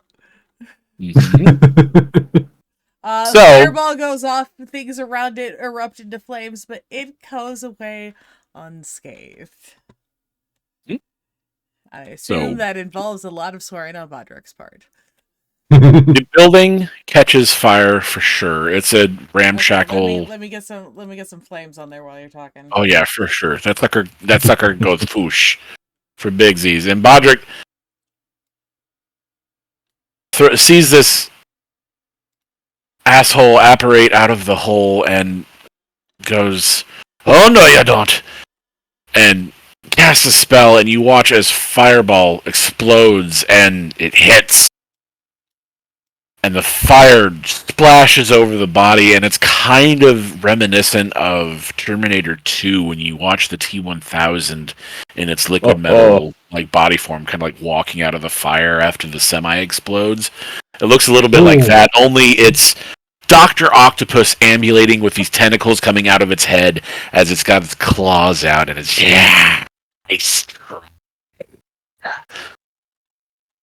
unfazed by what just happened.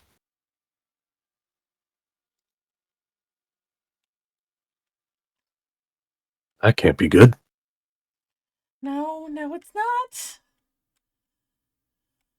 Now, Bodric will back up. He's gonna shite. I thought that would fucking work.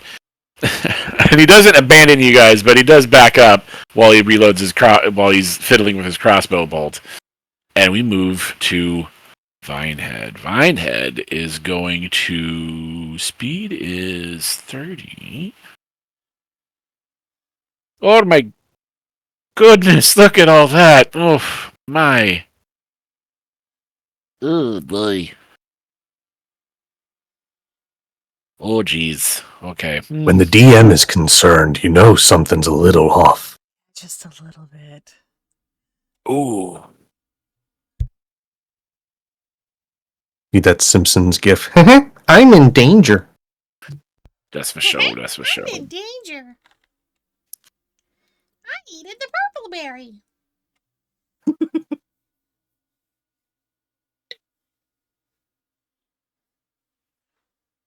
Oh, but let's see how much damage we did. 29 fire damage to the building.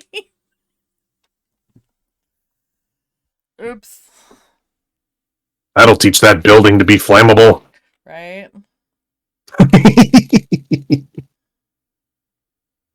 Ooh. There's now getting the anxious. That's as a fidgeting. reaction. Okay. There are no treasures after short or long rest. Do I want to use that? No. We're gonna start easy. All right, he's gonna move. Who is he gonna? You know what? He's just gonna. He stalks forward, and he will attack you with his head tendrils, his vines, with a 2 of his attacks. Let me see what. Does that hit Dustin? With 17? 17 does not hit. Hit, alright. 17 is just short. Gotcha. Second attack. Does an 18 hit? 18's the number. Okay. Now, you will take that much damage. And I'll need you. Oh, wow. Okay. You are considered grappled currently. Oh. And you will need to make a escape check. What? No, there's no active conditions. Grappled. So that's 15 damage that you take. As these vines wrap around you, and there's like, what is it? Locust trees that have the barbs on them. Oh. Yeah, it's kind of like that sticking into you all over as this thing wraps around you. Ouch. And until the grapple ends, you are restrained, and you will take 2d6 piercing damage at the start of each of your turns, starting, like, moving forward. But that is his attack. He has wrapped you up with his head, his vine heads, and plans on just hurting you. So, that's its turn. We go back up to Roland. He is going to...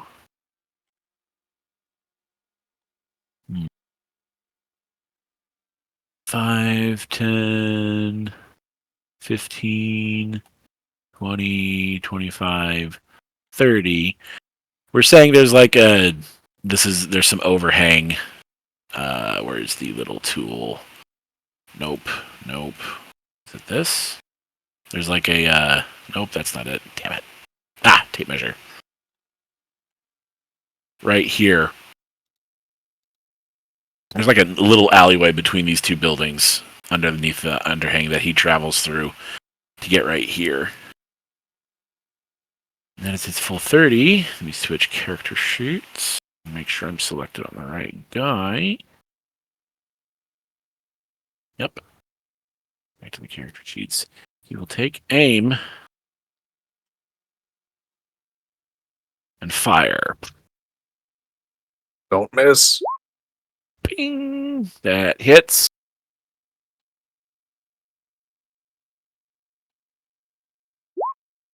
That'll be big numbers. Damage. Let me get minus.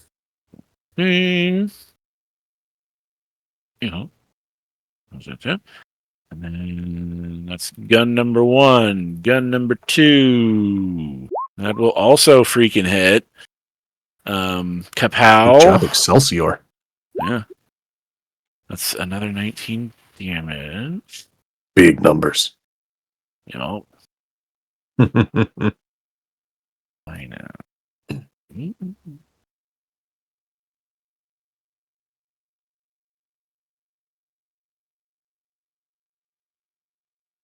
That's the third attack.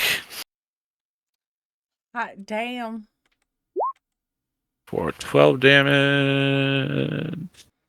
You're just blowing chunks out of this dude. Mm-hmm. And then the last one on Excelsior. Jesus Christ. And that is... I gotta move that so I can actually click on the... There we go. Another 17 damage. So Roland just comes up out of this like alleyway, sees that you're wrapped up, pulls both guns, and just... And you watch each blow hitting like a hammer on this fleshy wooden body, blowing chunks off. And each chunk, you can see... Podium, remind me, have these guys ever fought dryads before? They have encountered one dryad, and she was the leader of the Norhala druids. Right. So they've never What was the fought tree them. that we No. fought in Never in the fought Fey them. Lost? Treant. It was a treant. Okay, thank you. Okay.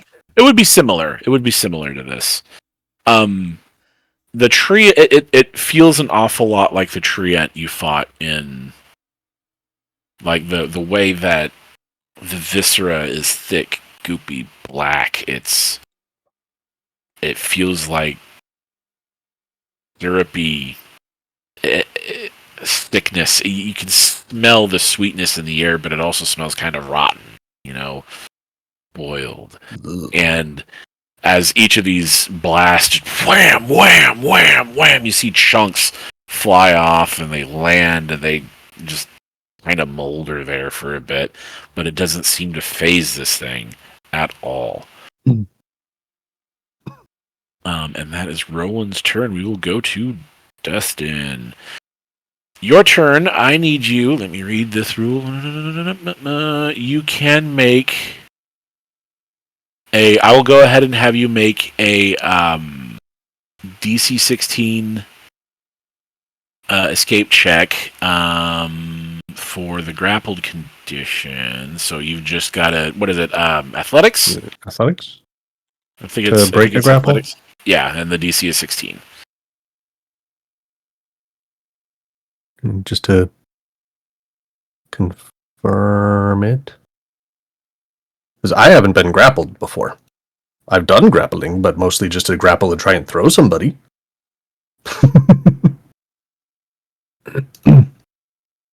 But I'm assuming athletics.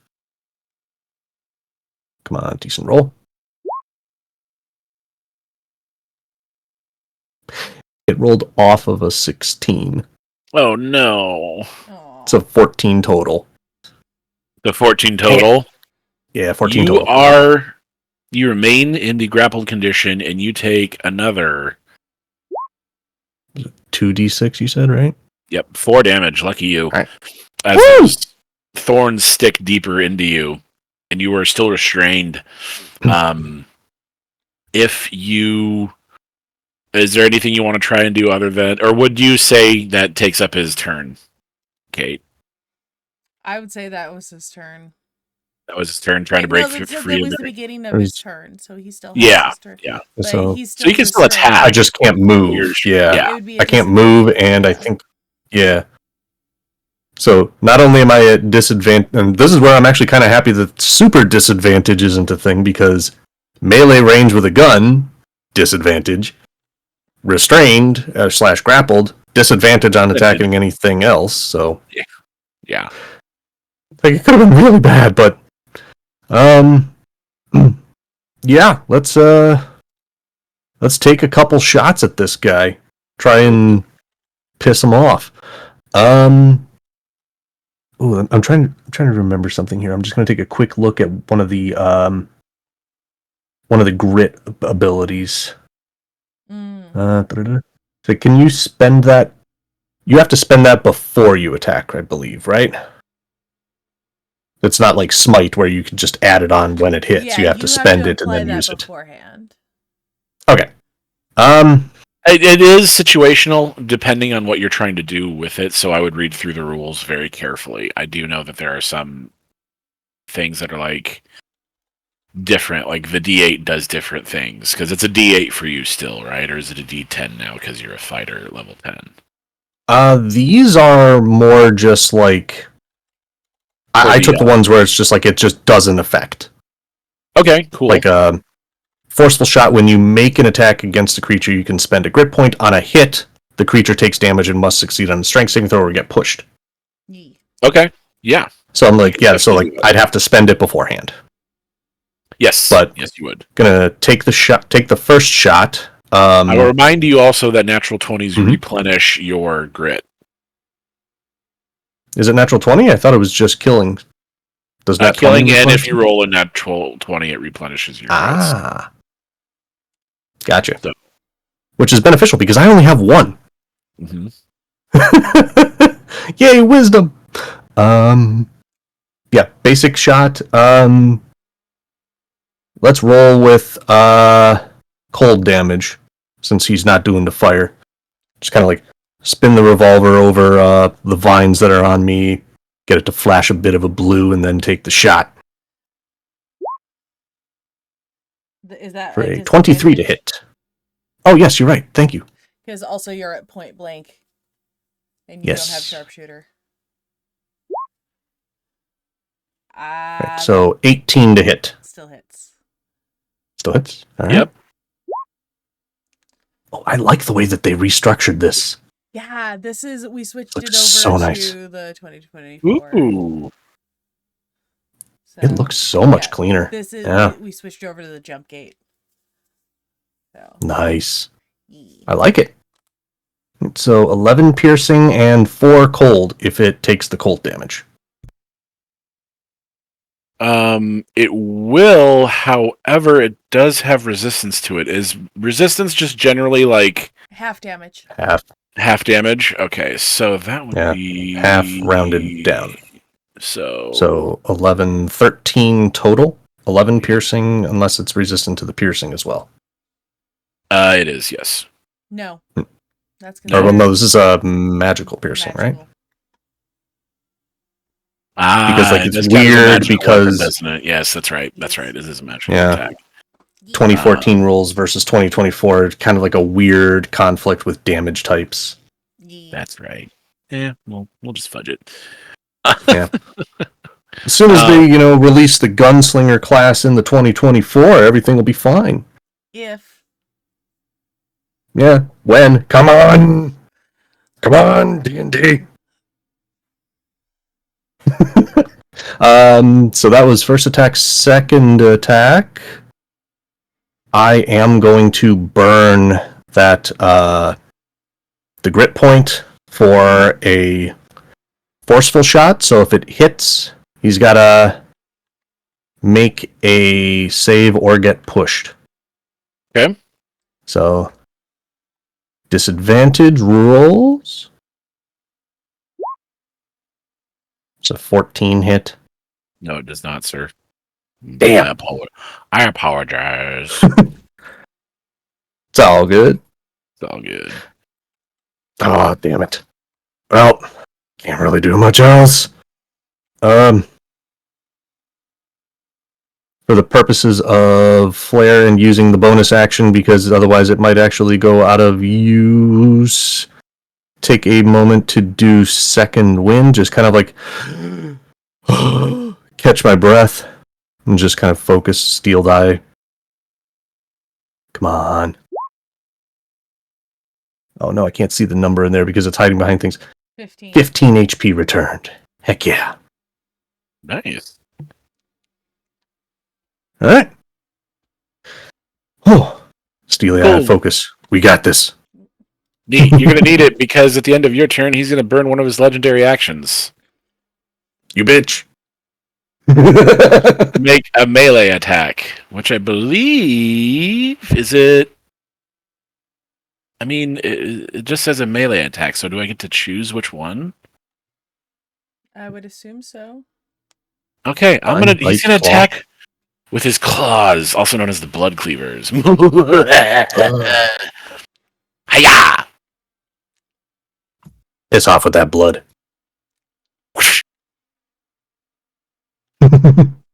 Let's see. Let me look at that. So, does a 19 hit? 19 will hit. Cool. You're gonna take what Absolutely was nothing. I that? refuse. I'm gonna throw out a guess and say it's like 3d6. Oh, that's when you critically strike a creature. Okay, I will disregard those instructions then. That's a fun little additional thing of the blood cleaver. Oh no. Just hope he doesn't get in that 20 on you, buddy, or else it's gonna be bad. But yeah, he did Has anybody got luck? he did do that. Let's see. There's the 2d6 plus 6 equals 5 plus 6 plus 6 is 17. Yep. So, which is 2d4. Oh no, wait. That's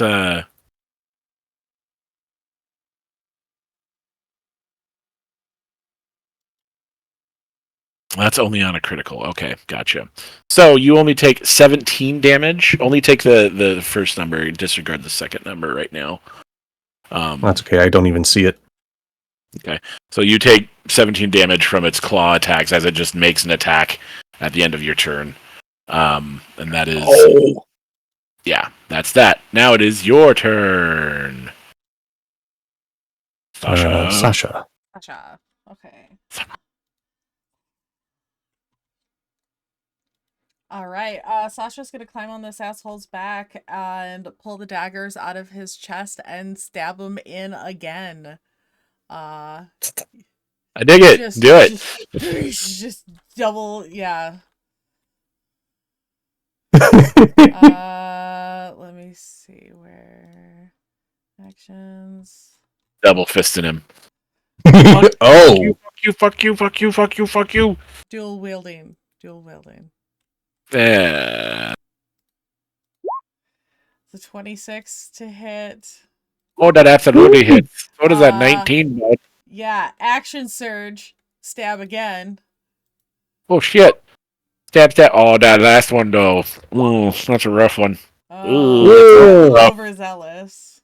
Little double 13s there. So 21 for the first hit.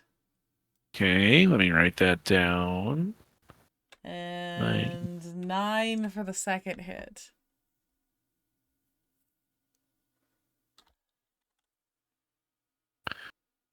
Cool. So that's a total of 30. Bonus action, disengage over here, next to Dustin, and try and... Oh wait, I bonus action surge, didn't I? Or is that just a feature? How does that work? That's just a feature. It gives you an extra action. Extra action. Okay, so bonus And then you action still have bonus action. Disengage Yeah. to be over here. All right, Bodric.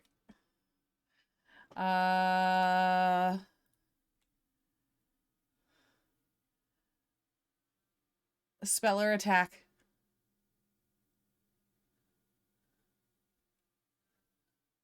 Or throw something. I will give you dealer's choice again. Remember, he also has a crossbow. He also has a crossbow that he can shoot. I think he's so gonna, I think we're gonna go for the crossbow. Okay. He doesn't have crossbow expert, so he only gets 1 attack. Though I think a 22 is gonna hit for 8 piercing damage as he shoots this guy right in the throat. Cool. How does Bodric want to do this? Ooh.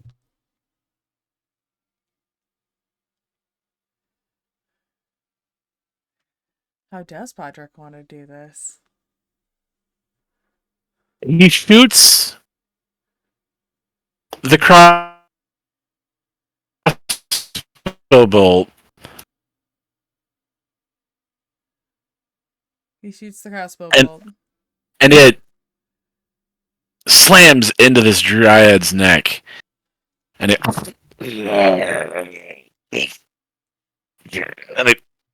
struggles. And it struggles. And Dustin, you could feel the vines that are gripping you and crushing you and the start to kind of slacken and lose power. And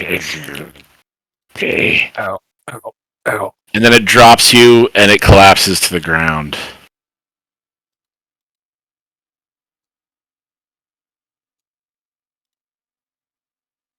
So Oh. he's no longer restrained? He is no longer restrained. All right. Bodric goes, "Take that, you silly bugger. Hopefully that's the end of that. Anyhow, how are you doing, boys and girls?" As he comes up and embraces you, Dustin. Oh. It's been far too long.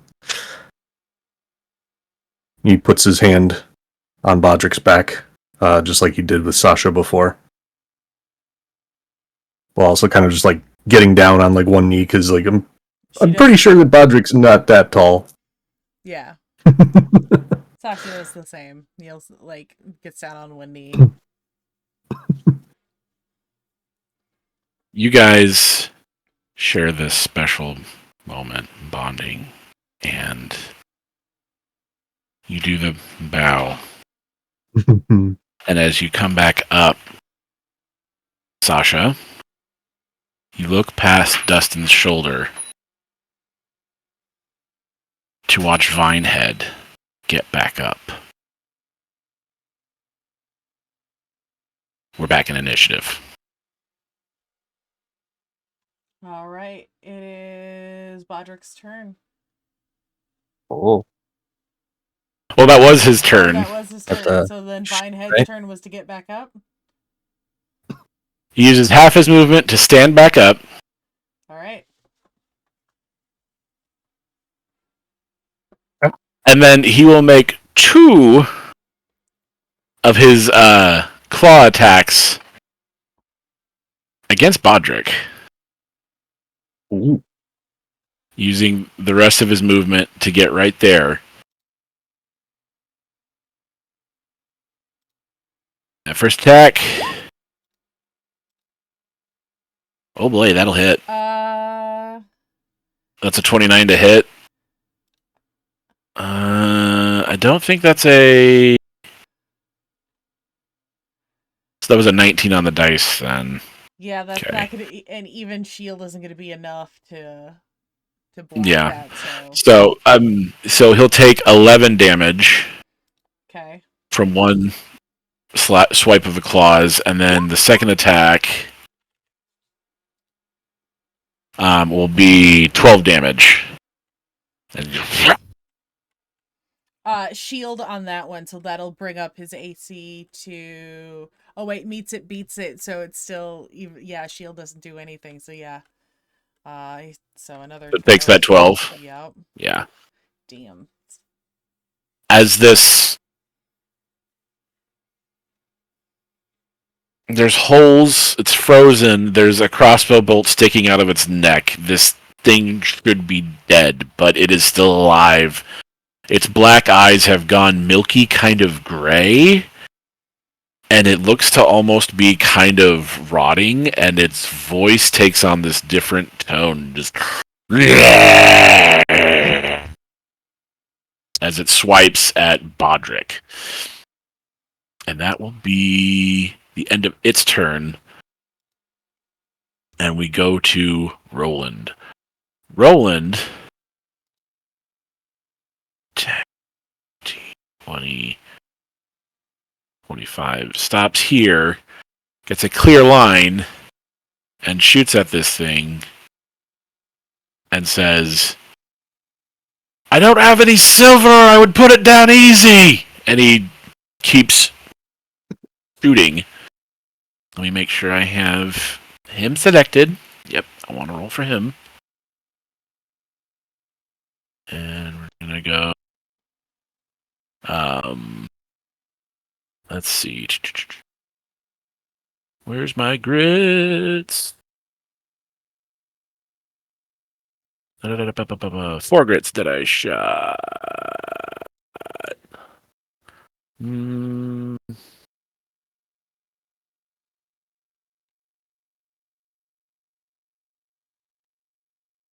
He's gonna do violent shot on this first one. So, expended. The attack gains +2 to the firearm's misfire score. If the attack hits, you can roll 1 additional weapon damage die per grit point spent. God, that's cool. Fuck, that's amazing. Gunslingers are cool. Oh, I did figure out where my extra could be real attack comes fun. from. It's the Nick property on the daggers. Yeah. I get 3 attacks Oh. per turn. Well, wonderful. Even if you're using a gun? No, with the daggers. Oh, okay.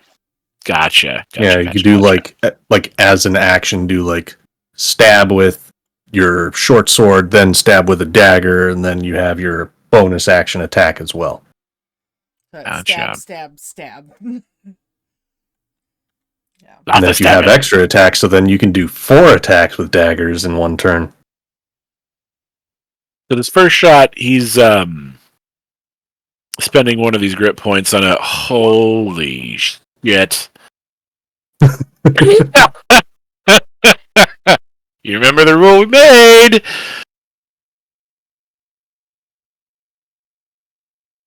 Okay. Do it. How many dice do I need to roll here? So, Oh no. this... Let me... Hang on. This needs to be crit damage. So, this is the 48 plus 5 from Excalibur. Kabam. However, there's a special rule, which I don't know that we covered too much last time, but every time one of his guns rolls a natural 20, Ooh. either Excalibur or Excelsior, it casts the Disintegrate spell on the target.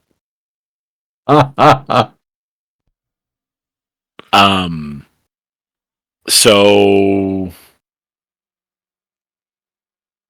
I don't know if I click on this, will it go?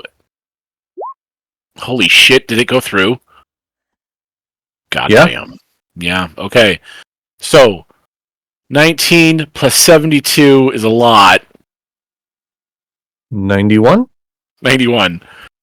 The first shot, you see the barrel pretty much glow almost white hot along those words. And it's as he's saying, I don't have any silver, but you see he puts an extra amount of will into this first shot. The thumbs the hammer back, and it's like a cannon going off. And the round hits, and the lower half of this thing's body is just blown off, like from the waist down. Now, granted, it's still ambulating from its head, but it no longer has any legs. It is now Lieutenant Dan. And just half of its body's gone, but it's still up. You can see as the waist, the insides are fleshy. You see intestines spill out. Dryads don't do this.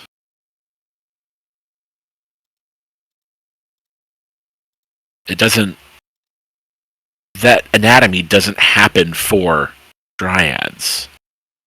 But it's still up. Oh. And you get the sense that so not normal. if you have a silvered weapon of any kind, that's going to be the key to kill this thing.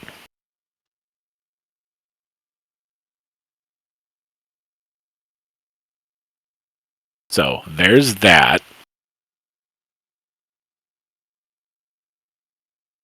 Mm-hmm. Second shot. Bang. I think that one actually misses. It sure as shit does. Oh, wow. Wow. Buddy. Wow. Excelsior, buddy, pal. Come on. Wasn't that the one that jammed last time, too? Yeah, Excelsior seems to be the one that's... and Excalibur seems to be the guy that's just hitting hard every time, like a tank. So, there's Excalibur. And 18 damage. And more of this thing keeps getting blown away. There's not much left. An arm is missing now. And last shot with Excelsior... making up for lost time. And there's damage again, 14. And it's still there. It's just bisected almost from the left shoulder down to the right side of its rib cage, and its right arm is still there, as well as its neck and head, but everything else has been blown off, disintegrated, destroyed, and it is a gory, horrific mess. It is not even really blood. It's black, it's syrupy, it's disgusting, and it smells sick and gross as you're standing right there next to it, as it's just almost decaying in front of you, but it still has this manic, psychotic grin on its face as it continues attacking. Ugh. Yeah, so that is Roland's turn. Dustin, you up, my dude. Alright. Hadn't really thought too much about this prior to now. But with regard to a misfire with the firearms. Mm-hmm. So, if you misfire, you have to spend an action to try and repair it, which, with extra attack, I think you can use that to... I can't remember if it's extra attack allows you to try and clear it. I believe so, yeah. I'll allow it. Yeah. Okay. Because, I get to try once, and then I have to spend that extra one to try and get it to fix, and I can't do another attack with it anyways. Yes. Yeah. I would say so. Okay. Yeah. Okay. Agreed. Tinker check. And if it's your second attack that jams or misfires, then you would have to spend your first attack. You would only get one attack the second your next turn. Yeah. You'd have to just keep trying to clear it until it clears, essentially. Yeah. I'm looking at the properties on the wiki, because for some reason I don't get D&D Beyond when I Google search the terms, which is always so weird to me. Why doesn't D&D Beyond show up when you search D&D? Probably because they haven't paid Google enough money. Yeah, that's probably right. But if the DC is a Tinker Tool check, that would be Dexterity plus my proficiency if I'm proficient, right? Correct. Okay. So, if I fail, I just need to roll a 9 for a misscore fire of 1. Yes. Which means as long as I don't roll a nat 1 on the check, it should pass. Yep. Oh, okay. The other question, and this is more just a DM ruling on this one, if it misfires, does it waste the ammunition? It will? Okay.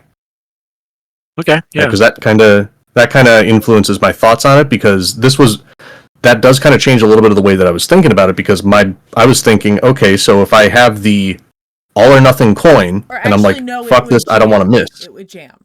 It would jam? So it wouldn't waste the ammunition. It would not. So, yeah. Okay. I take back what I said. Yeah. Okay.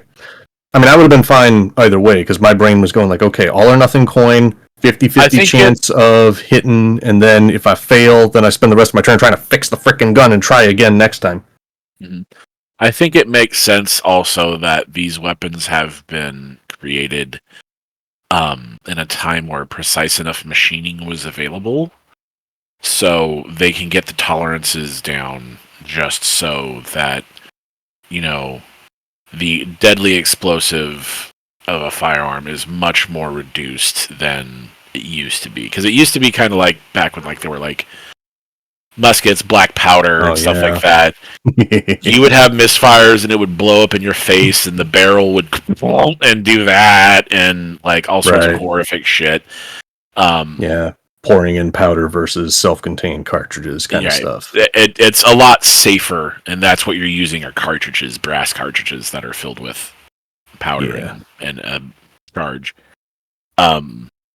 So it's a lot less. It's going to blow up in your face, and more in the and I have to get the mechanism back in line. Essentially, like there's been a fouling, a jam. It could be dust. It could be dirt, debris. Yeah. Name any number of things. But Dryad anyway, sludge. Dryad sludge from it getting blown. All right. So now that we've answered your questions, continue with your turn, sir.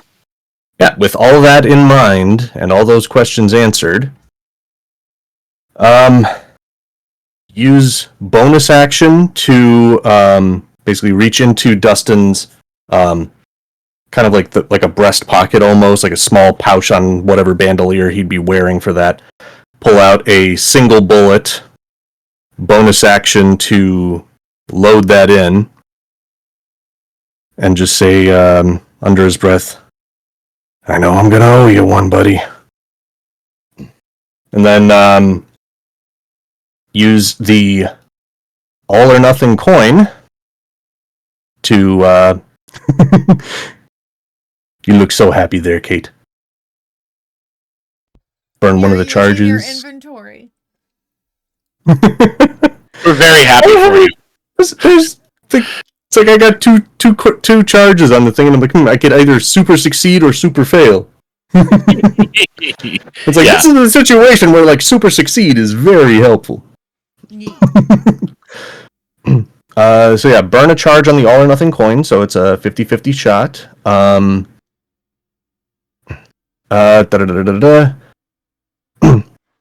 And going to carefully turn the revolver to the bullet that I just loaded in and take aim at like point where am I with this thing?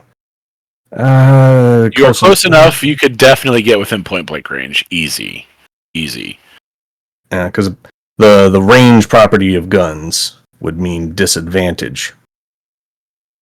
So essentially, I'd have to roll double nat 20s if I was at disadvantage for that. Right, but yeah, because if it's flailing, I'll take the risk to take a step back if it's going to try and do a attack of opportunity on me. And it will with a... You know what? It's using its tentacles to keep itself upright, so it's going to take a swipe at you with its one remaining arm. Okay. Does an 18 hit you? Yeah. 18's the number. Okay, so you stop where you're going. Or does it stop him, or does he just hit him? It just hits him. Sentinel is It the just only hits him? thing that stops you. Okay, that's right. So you take 11 damage as you back away from this guy. All right, willing to take it? No, too many buttons. Too many drop-down menus. Okay, so got hit, took a step back, pointed the revolver at it. I owe you one, buddy. Flip the coin to roll. Alright, so we've only really used the coin once before. Is it basically just like roll the d20, 11 to 20 is a success, and all else is nat 1? Is that how we were doing it? Okay. Mm-hmm. Yeah. So Sounds good to me. alright, so 11 or better. Yep, I'm just a d20. Woo! Hey, you got it. That's a success. Okay, so that's a nat 20 with the revolver and Silver bullet. yep, Aldrin's silver bullet. Mm-hmm. That's why it's like, I owe you one, buddy. Alright, so is there a way to do like automatic crit on? You should be able to right click on your character. Yeah. And it should say, that is cool. yeah, it's Right. just improving every day. I like that. Mm-hmm. It's youthful. All right. So we did a crit. I feel like that should have been more dice. Wow. Hang on, let's see what that Shadow. Honey, I love you too, but not right now. Okay, so yeah, that is actually the correct number of dice. It would be 4d8 plus 6. Wow! 3 plus- plus 3 plus 1 plus 1. Ooh. Ooh. Yeah. Plus, I think That there is- should also be a 1d8 of elemental damage in there too. I don't think it rolled it. Then I go don't ahead and think it roll did a either. D8. Yeah, Yeah. so roll a d8 for the cold damage. I'm liking the cold. So that's an additional 4 cold. Which it's resistant to, so it takes 2. 2. But, Silvered Bullet. Dustin, how do you want to do this?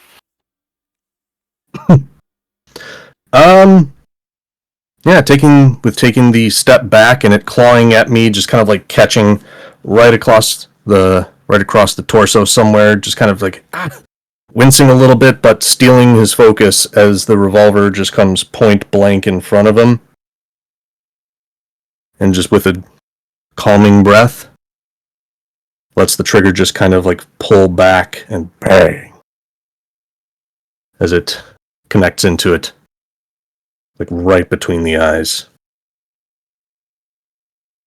And you watch in bullet time, kind of, if you've ever played Sniper Elite, where it slows down and you watch the travel, the path of the bullet as it impacts, and you watch the silver bullet come out of the barrel and travel along its path, and it hits square right between the eyes. And once it hits, the flesh and wood ripples outwards from its face, and then it suddenly just speeds up, and it just splatters. The entire thing splatters, like it just Akira style in the hallway. just goo everywhere, and you guys are covered in this thick muck of rotting vegetation and flesh, which doesn't make sense. Again, dryads don't do that. You know that much. Dryads are made of complete wood. They're not flesh and blood, but this thing had organs. This thing had what looked like blood. You're not sure, but it wasn't just a dryad anymore. And you're covered in it now. Oh, I guess we found out what Soylent Brown is. Yeah. Ew. Gross. Roland comes up, I need a bath. waving his hand in front of his face, and going, "That's what I smelled." Oh. He's completely clean, isn't he? He doesn't have a speck on him. Not a drop. He was just like, "You unfortunate bastards, it got all over you. Yeah. We need to find you a bath."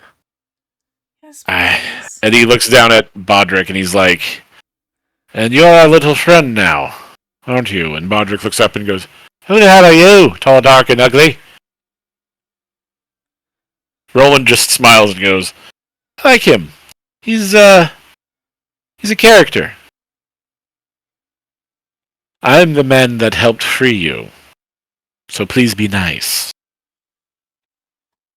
Bodric just crosses his arms and goes, "Not unless Dustin or Sasha say you're cool. You could be just some damn fool who came up." Looks to you guys. Is he alright? We can trust him. Definitely. Well, if you're right by Dustin and Sasha, you're right by me. Name's Bodric. How you doing? And he just changes and shakes Roland's hand. You guys have this moment where you all kind of like introduce and meet each other and catch up for a minute. And then Roland steps away to keep an eye. He says, I'll give you a moment to catch up, but don't make it too long.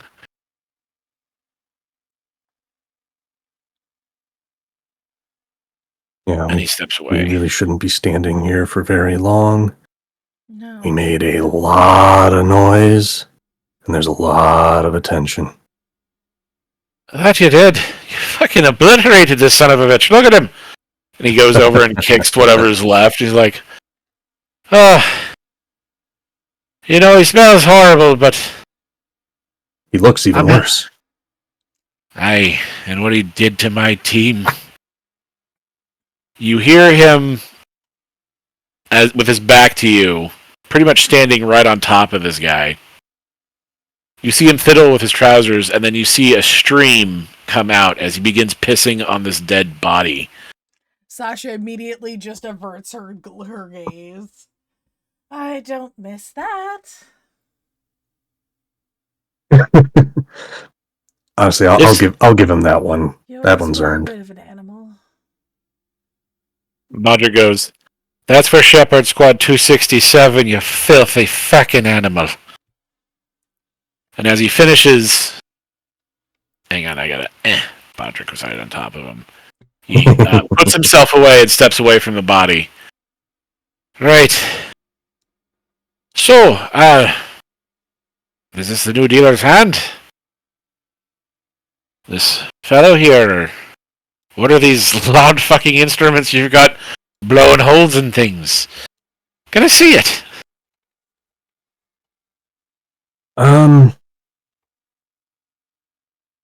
Let's just say not right here, just in case. But we can definitely discuss a little bit more in private, but I can see that you're still really good with that crossbow. And honestly, I think we're going to need it. Sasha, who knows? We might find something really cool for you. Sasha kind of looks around, looks for like a empty tent or something like that, and pulls the two of them inside. There is definitely an empty tent. We will go ahead and say that's on fire. Maybe this one? Yeah, you guys duck in there and get off the street, and Roland just kind of meanders about over here. And you guys chat.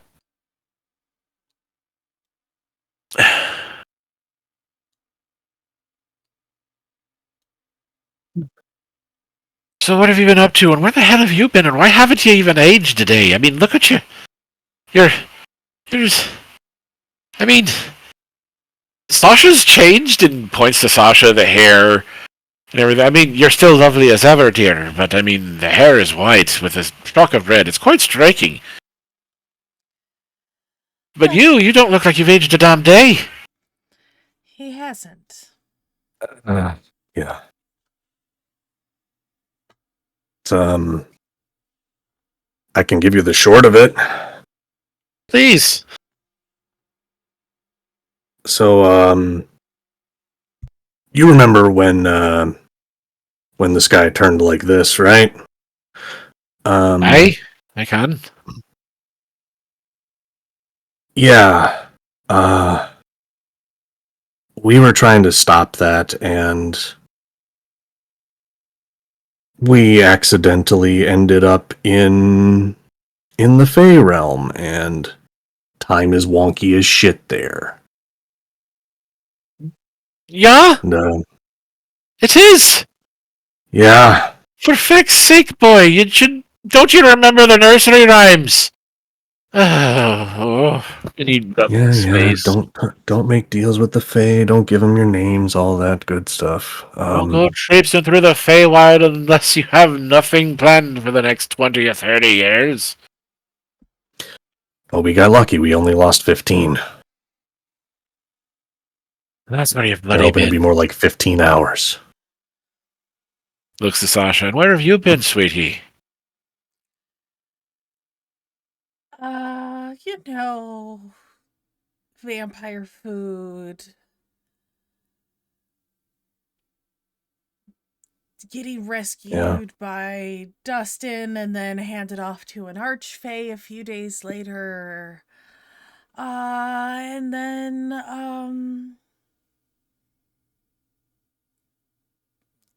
kind of becoming part of a resistance group. And then, they got killed by vampires, and I got sent to Riversmeet, and then Roland found me, and then Dustin found me, and now I'm here. Strangely enough, that tracks knowing you. Thank you? She's even more of a badass than she was before. Dustin. Well, I saw her stab the living shit out of that thing. It was pretty cool. I don't think I've ever seen you have that much courage before, or that much fire in your eyes. You looked right pissed. It was wonderful. But,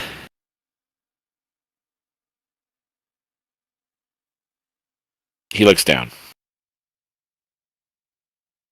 I need to know. What happened to Dell? Please. I've never found a body.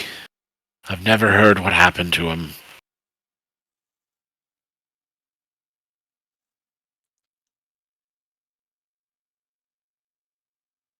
Dustin kind of takes a moment to just hang his head for a second, just kind of adjust himself, kind of like almost like bracing for impact. Sasha squeezes his hand.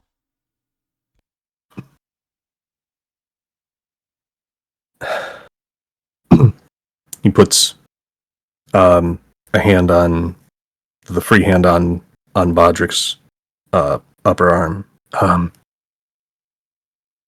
After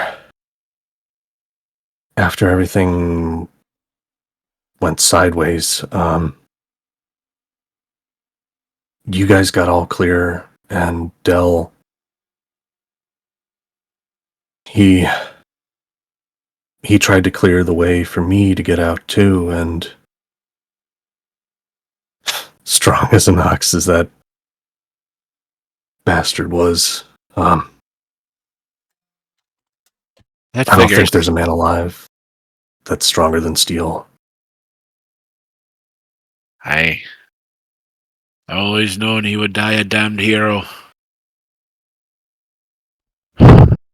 Sad I didn't get the chance to witness it with my own eyes and honor it in my own way, but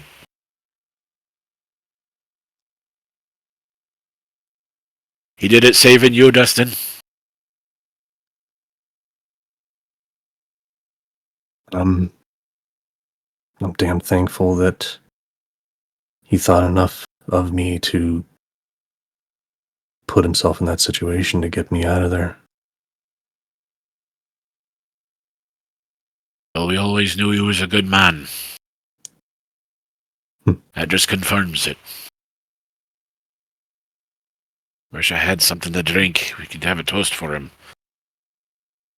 Give me an investigation check, everyone.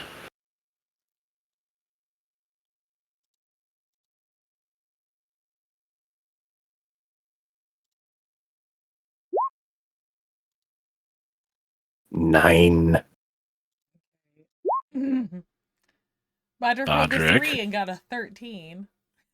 Nice. Shit. And then... What about Sasha? Hold on, we're getting there. Investigation? Uh-huh. Investigation. How's a 20? There you go. Sasha, A reliable talent. everyone's looking around. Dustin and Bodric are looking around the tent, and you just kind of glance over and see, in a half turned over picnic basket, the bottom end of a bottle that's wrapped, the bottom end is wrapped in that wicker cord kind of thing. And you reach over, you pull up, and it's a fresh bottle of some kind of alcohol. And it's corked, and it's full to the brim.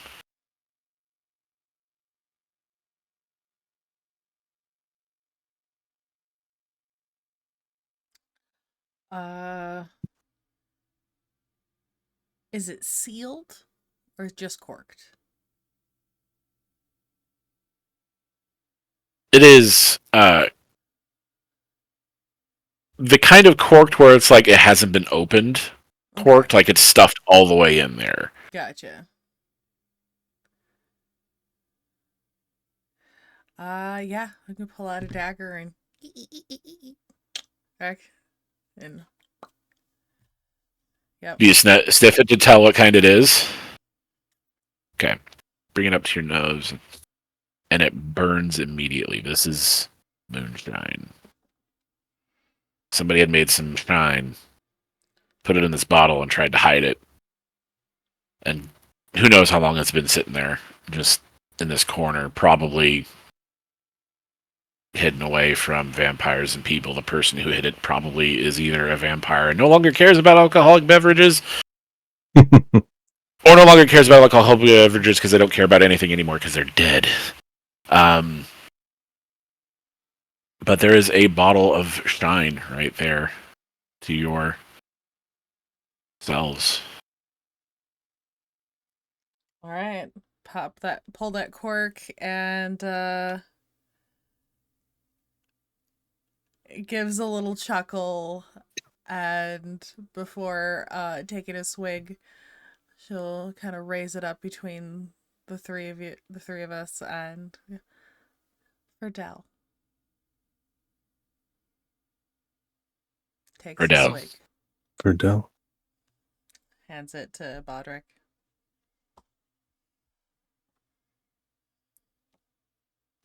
Oh, hi, you. Oi, yo. Hands it up to Dustin. Yeah. Oh, Yeah. Sasha totally just that. Nah. ah, Just that oh. Cheese and crackers, that's potent shit. Just for fun, I'm gonna give her a con save. Yeah, I think everyone should. Yeah. Just for S&Gs. Yeah. Oh, Sasha's you're fine. good. Right before he takes a swig Sasha's as well, Dustin just goes, "Come on, it can't be that bad." I don't have Bodric's character sheet. Could you roll for Bodric for me? I get there. Yeah. Oh, I'm sure he'll be fine. Aha! Well, Bodric is the small one, but he's still okay. Also, I'm elevating the DC for him because he is malnourished. So he immediately looked glassy-eyed. That's good stuff. Mm-hmm. Mm-hmm. Let's get some food in. We're good. You, Dustin, would you mind Yeah. helping me carry him? Farewell and adieu to you, Spanish ladies. Farewell and adieu. I'll help get Bodric like up on Dustin's back like a freaking like A little baby on a baby Bjorn thing. Before we head out, we should probably get him a little something, right? He's on your back. He goes, the coat looks nice on you. It's nice and soft. This side isn't covered in filth. And just snuggles up to your back and begins to snore loudly. It's a little Bodric back. As Bodric is clearly also malnourished, tired, and relieved to have, and probably crashing from adrenaline. Yeah, the shock, just a little bit. Yeah, from the shock. Yeah.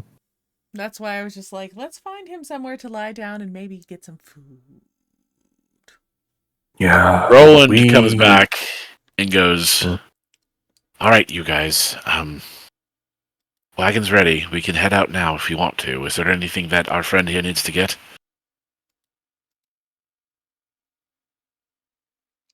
Dustin just kind of like reaches a hand back and just kind of like, gently but like firmly kind of like, hey, pats, like smacks him on the side of the face. Hey.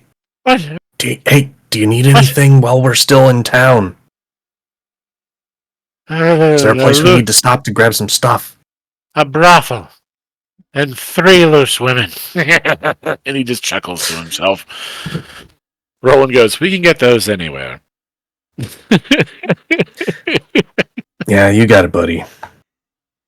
Yeah, just rest for a little bit. We'll get us all someplace safe. Then we can chat some more.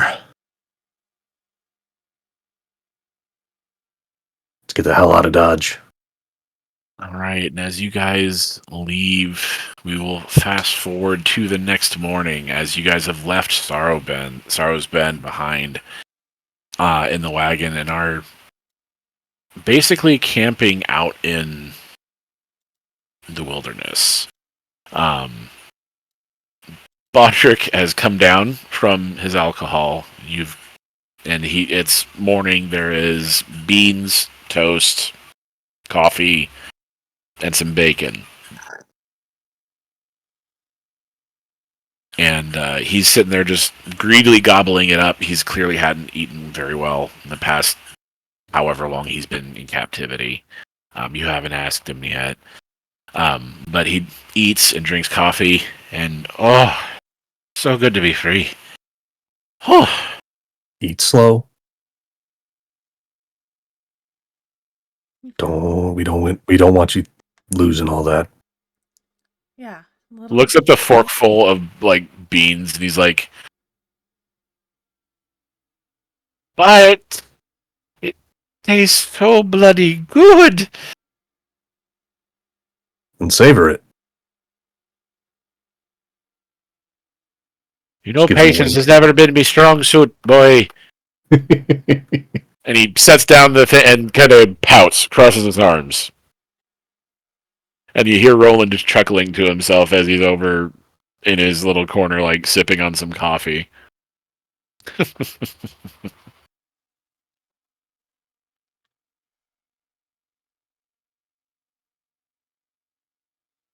Oh, this is some really good food, though. But Bodric, if you don't mind me asking, as you would so bluntly say, what in the bloody hell happened?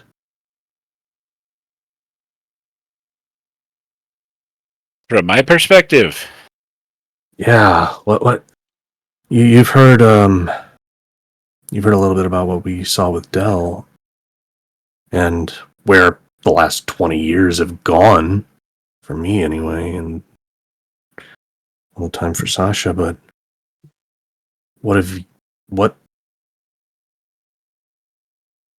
Sasha said that they saw you once with the shepherds? Aye. Roland, could I have one of those cigarettes, please? And Roland flicks him a cigarette, and he catches it one-handed, sticks it in the fire.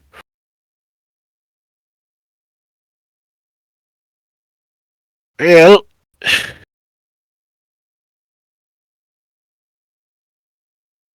Sasha, as you remember, we got away and we had some words, and you went back to go find Dell and Dustin, and I stayed to identify what the hell we'd risk everything for. I opened that wee little box. There's a bloody key in there. That's all it was. A damned key. Iron.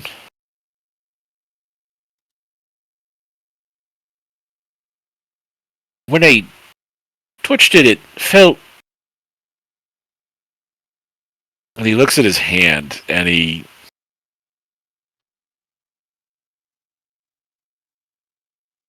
It's a damned peculiar thing.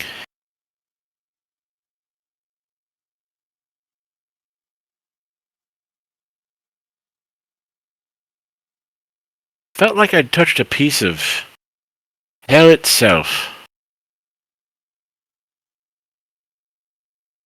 When I started casting Identify on it, shepherds came around the corner and Well, they arrested me.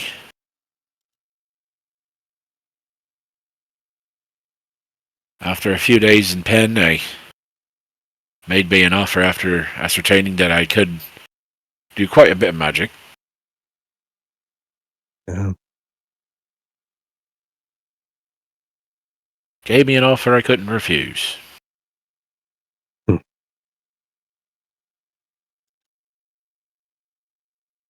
So, I joined up with the shepherds. But I tracked that damn key.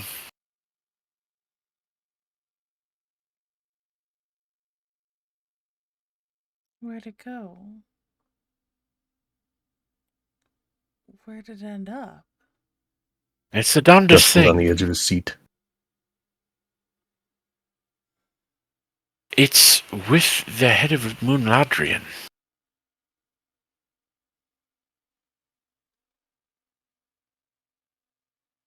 Her name's Astrala. Sidian Astrala. Like, Don't know why the she... queen. As in the Queen's aunt. Yes.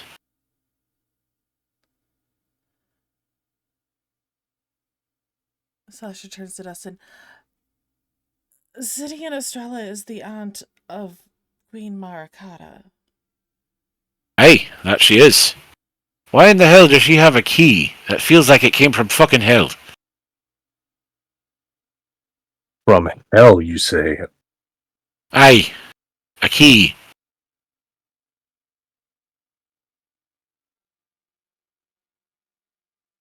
The only thing I could think of is...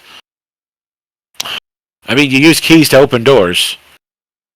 Right? Yeah. Or unlock boxes. Prisons. Two? Lock things away, too. Yeah.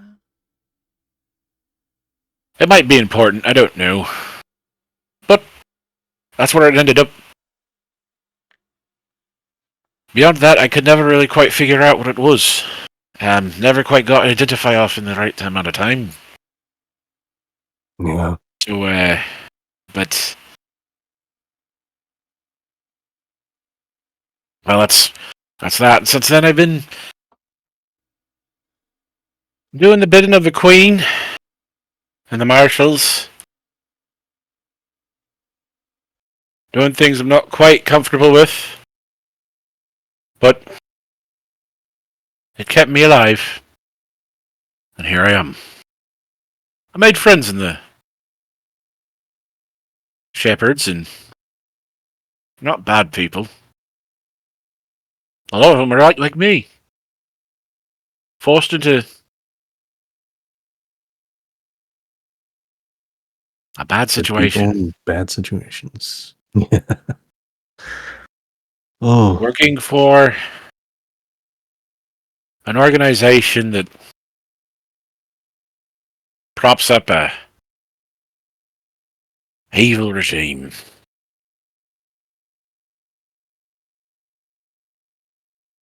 Well, that's what I've been doing. But my squad was captured. We're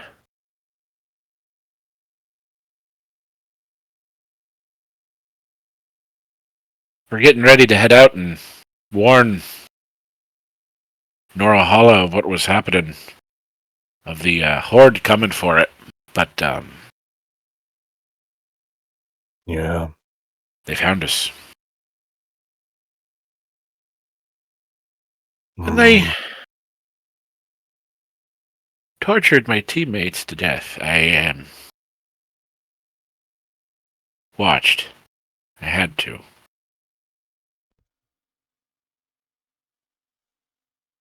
That feckin' demon. That vine head.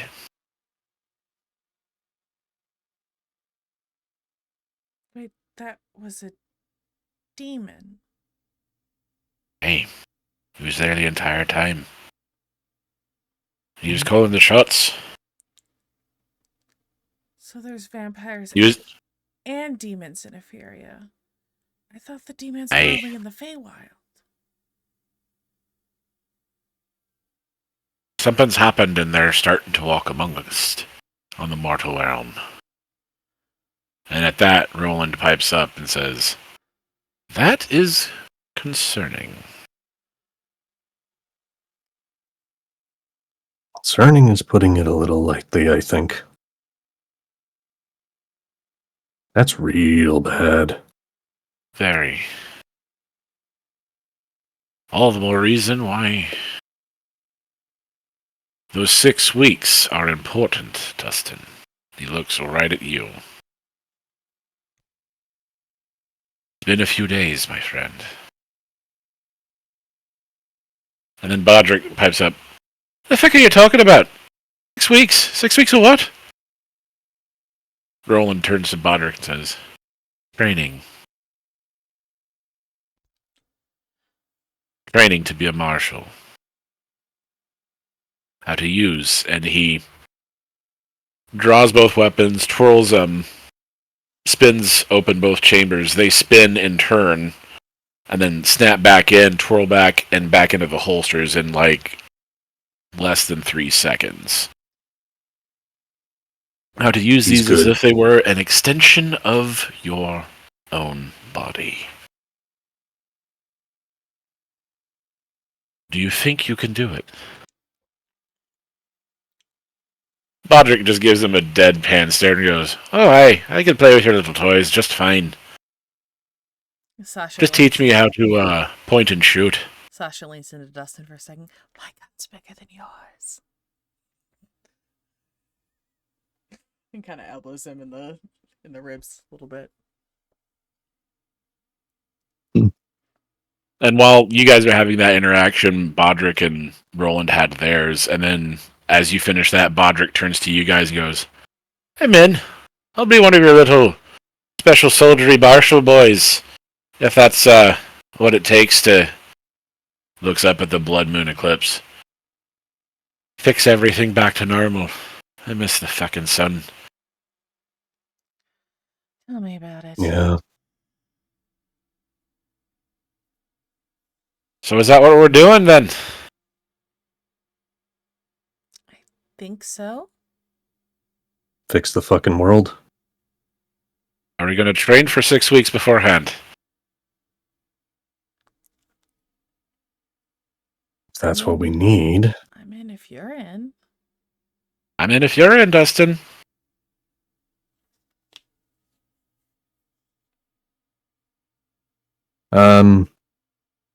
Dustin would motion for the two of them. He's like, "Yeah, come over here." Lean in close. And Hands on the back. Yep, hands on the back. And before he puts his head in, just kind of looks up at Roland and goes, "I think you should get in on this too." Roland's sitting there, he's like half sipping a cup of coffee, and he...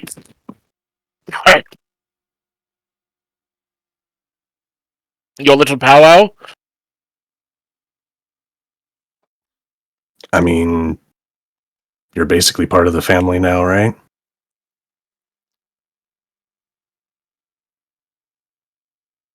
Just a grin. Just... And he sets down his coffee, and he comes over, and he... Okay, what do we... And he kind of, like, mimics... And... Okay. And he huddles it with the rest of you guys. All right, what's going on? We're in. All right. So we begin. And as you guys break, we will cut into another montage. Only this one I'm going to describe to you guys. Roland spends the next several weeks training the three of you. Not like physical training, like sit-ups, push-ups, stuff like that. You don't need that. But shooting, cleaning, and repairing the weapons. And then shooting more and more. He's drilling you. He's making it second nature, building muscle memory. He teaches Sasha the finery of sniping, the Coriolis effect, how if you're in the northern hemisphere, the bullet will travel to the right, in the southern hemisphere, it'll travel to the left, due to the rotation of Efferia, how to better lead targets, and lots of shooting as more. Just, it keeps getting drilled into your head, how to shoot, how to aim, how to clean your weapon, always clean your weapon, keep your powder dry, keep your ammunition dry, things like that. The important fineries of being a marshal. And it's almost religious, night, day, whenever you have a moment. Clean it, break it, take the little pad out, make sure there's no dust, dirt, grime, anything within the mechanisms. He trains you how to quick draw, how to make the extension, the gun an extension of your body, of your mind, Dustin. Teaches Bodric how and when to use the shotgun, a stubby little double-barrel sawed-off that he can carry. As well as he gives a few pointers on how to improve Bodric's bombs. Then we see, as there's just this masterful performance at the target range, the makeshift target range you guys have, as we go down the row of Dustin, Sasha, Bodric firing their weapons and just ping, ping, ping, ping, bullseyes over and over and over and over and over again. Roland motions for the three of you to gather round, and he says, "You've mastered your weapons." And at this point, Sasha, you point out to him, rather cheekily, that you completed the training about a week and a half early. What does that sound like?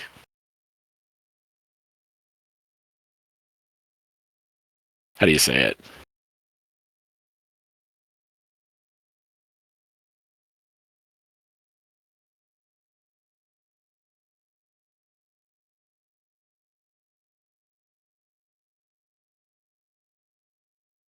I'm almost kind of getting an aura of like. I think you're muted, hon. I think you're muted. Yeah, no, I'm also still kind of mentally stuck as well. Okay.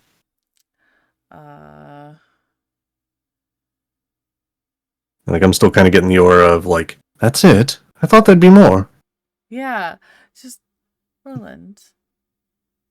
I've gotten the basics, the, as you call it, veteran skills, and picking up the expert rather quickly.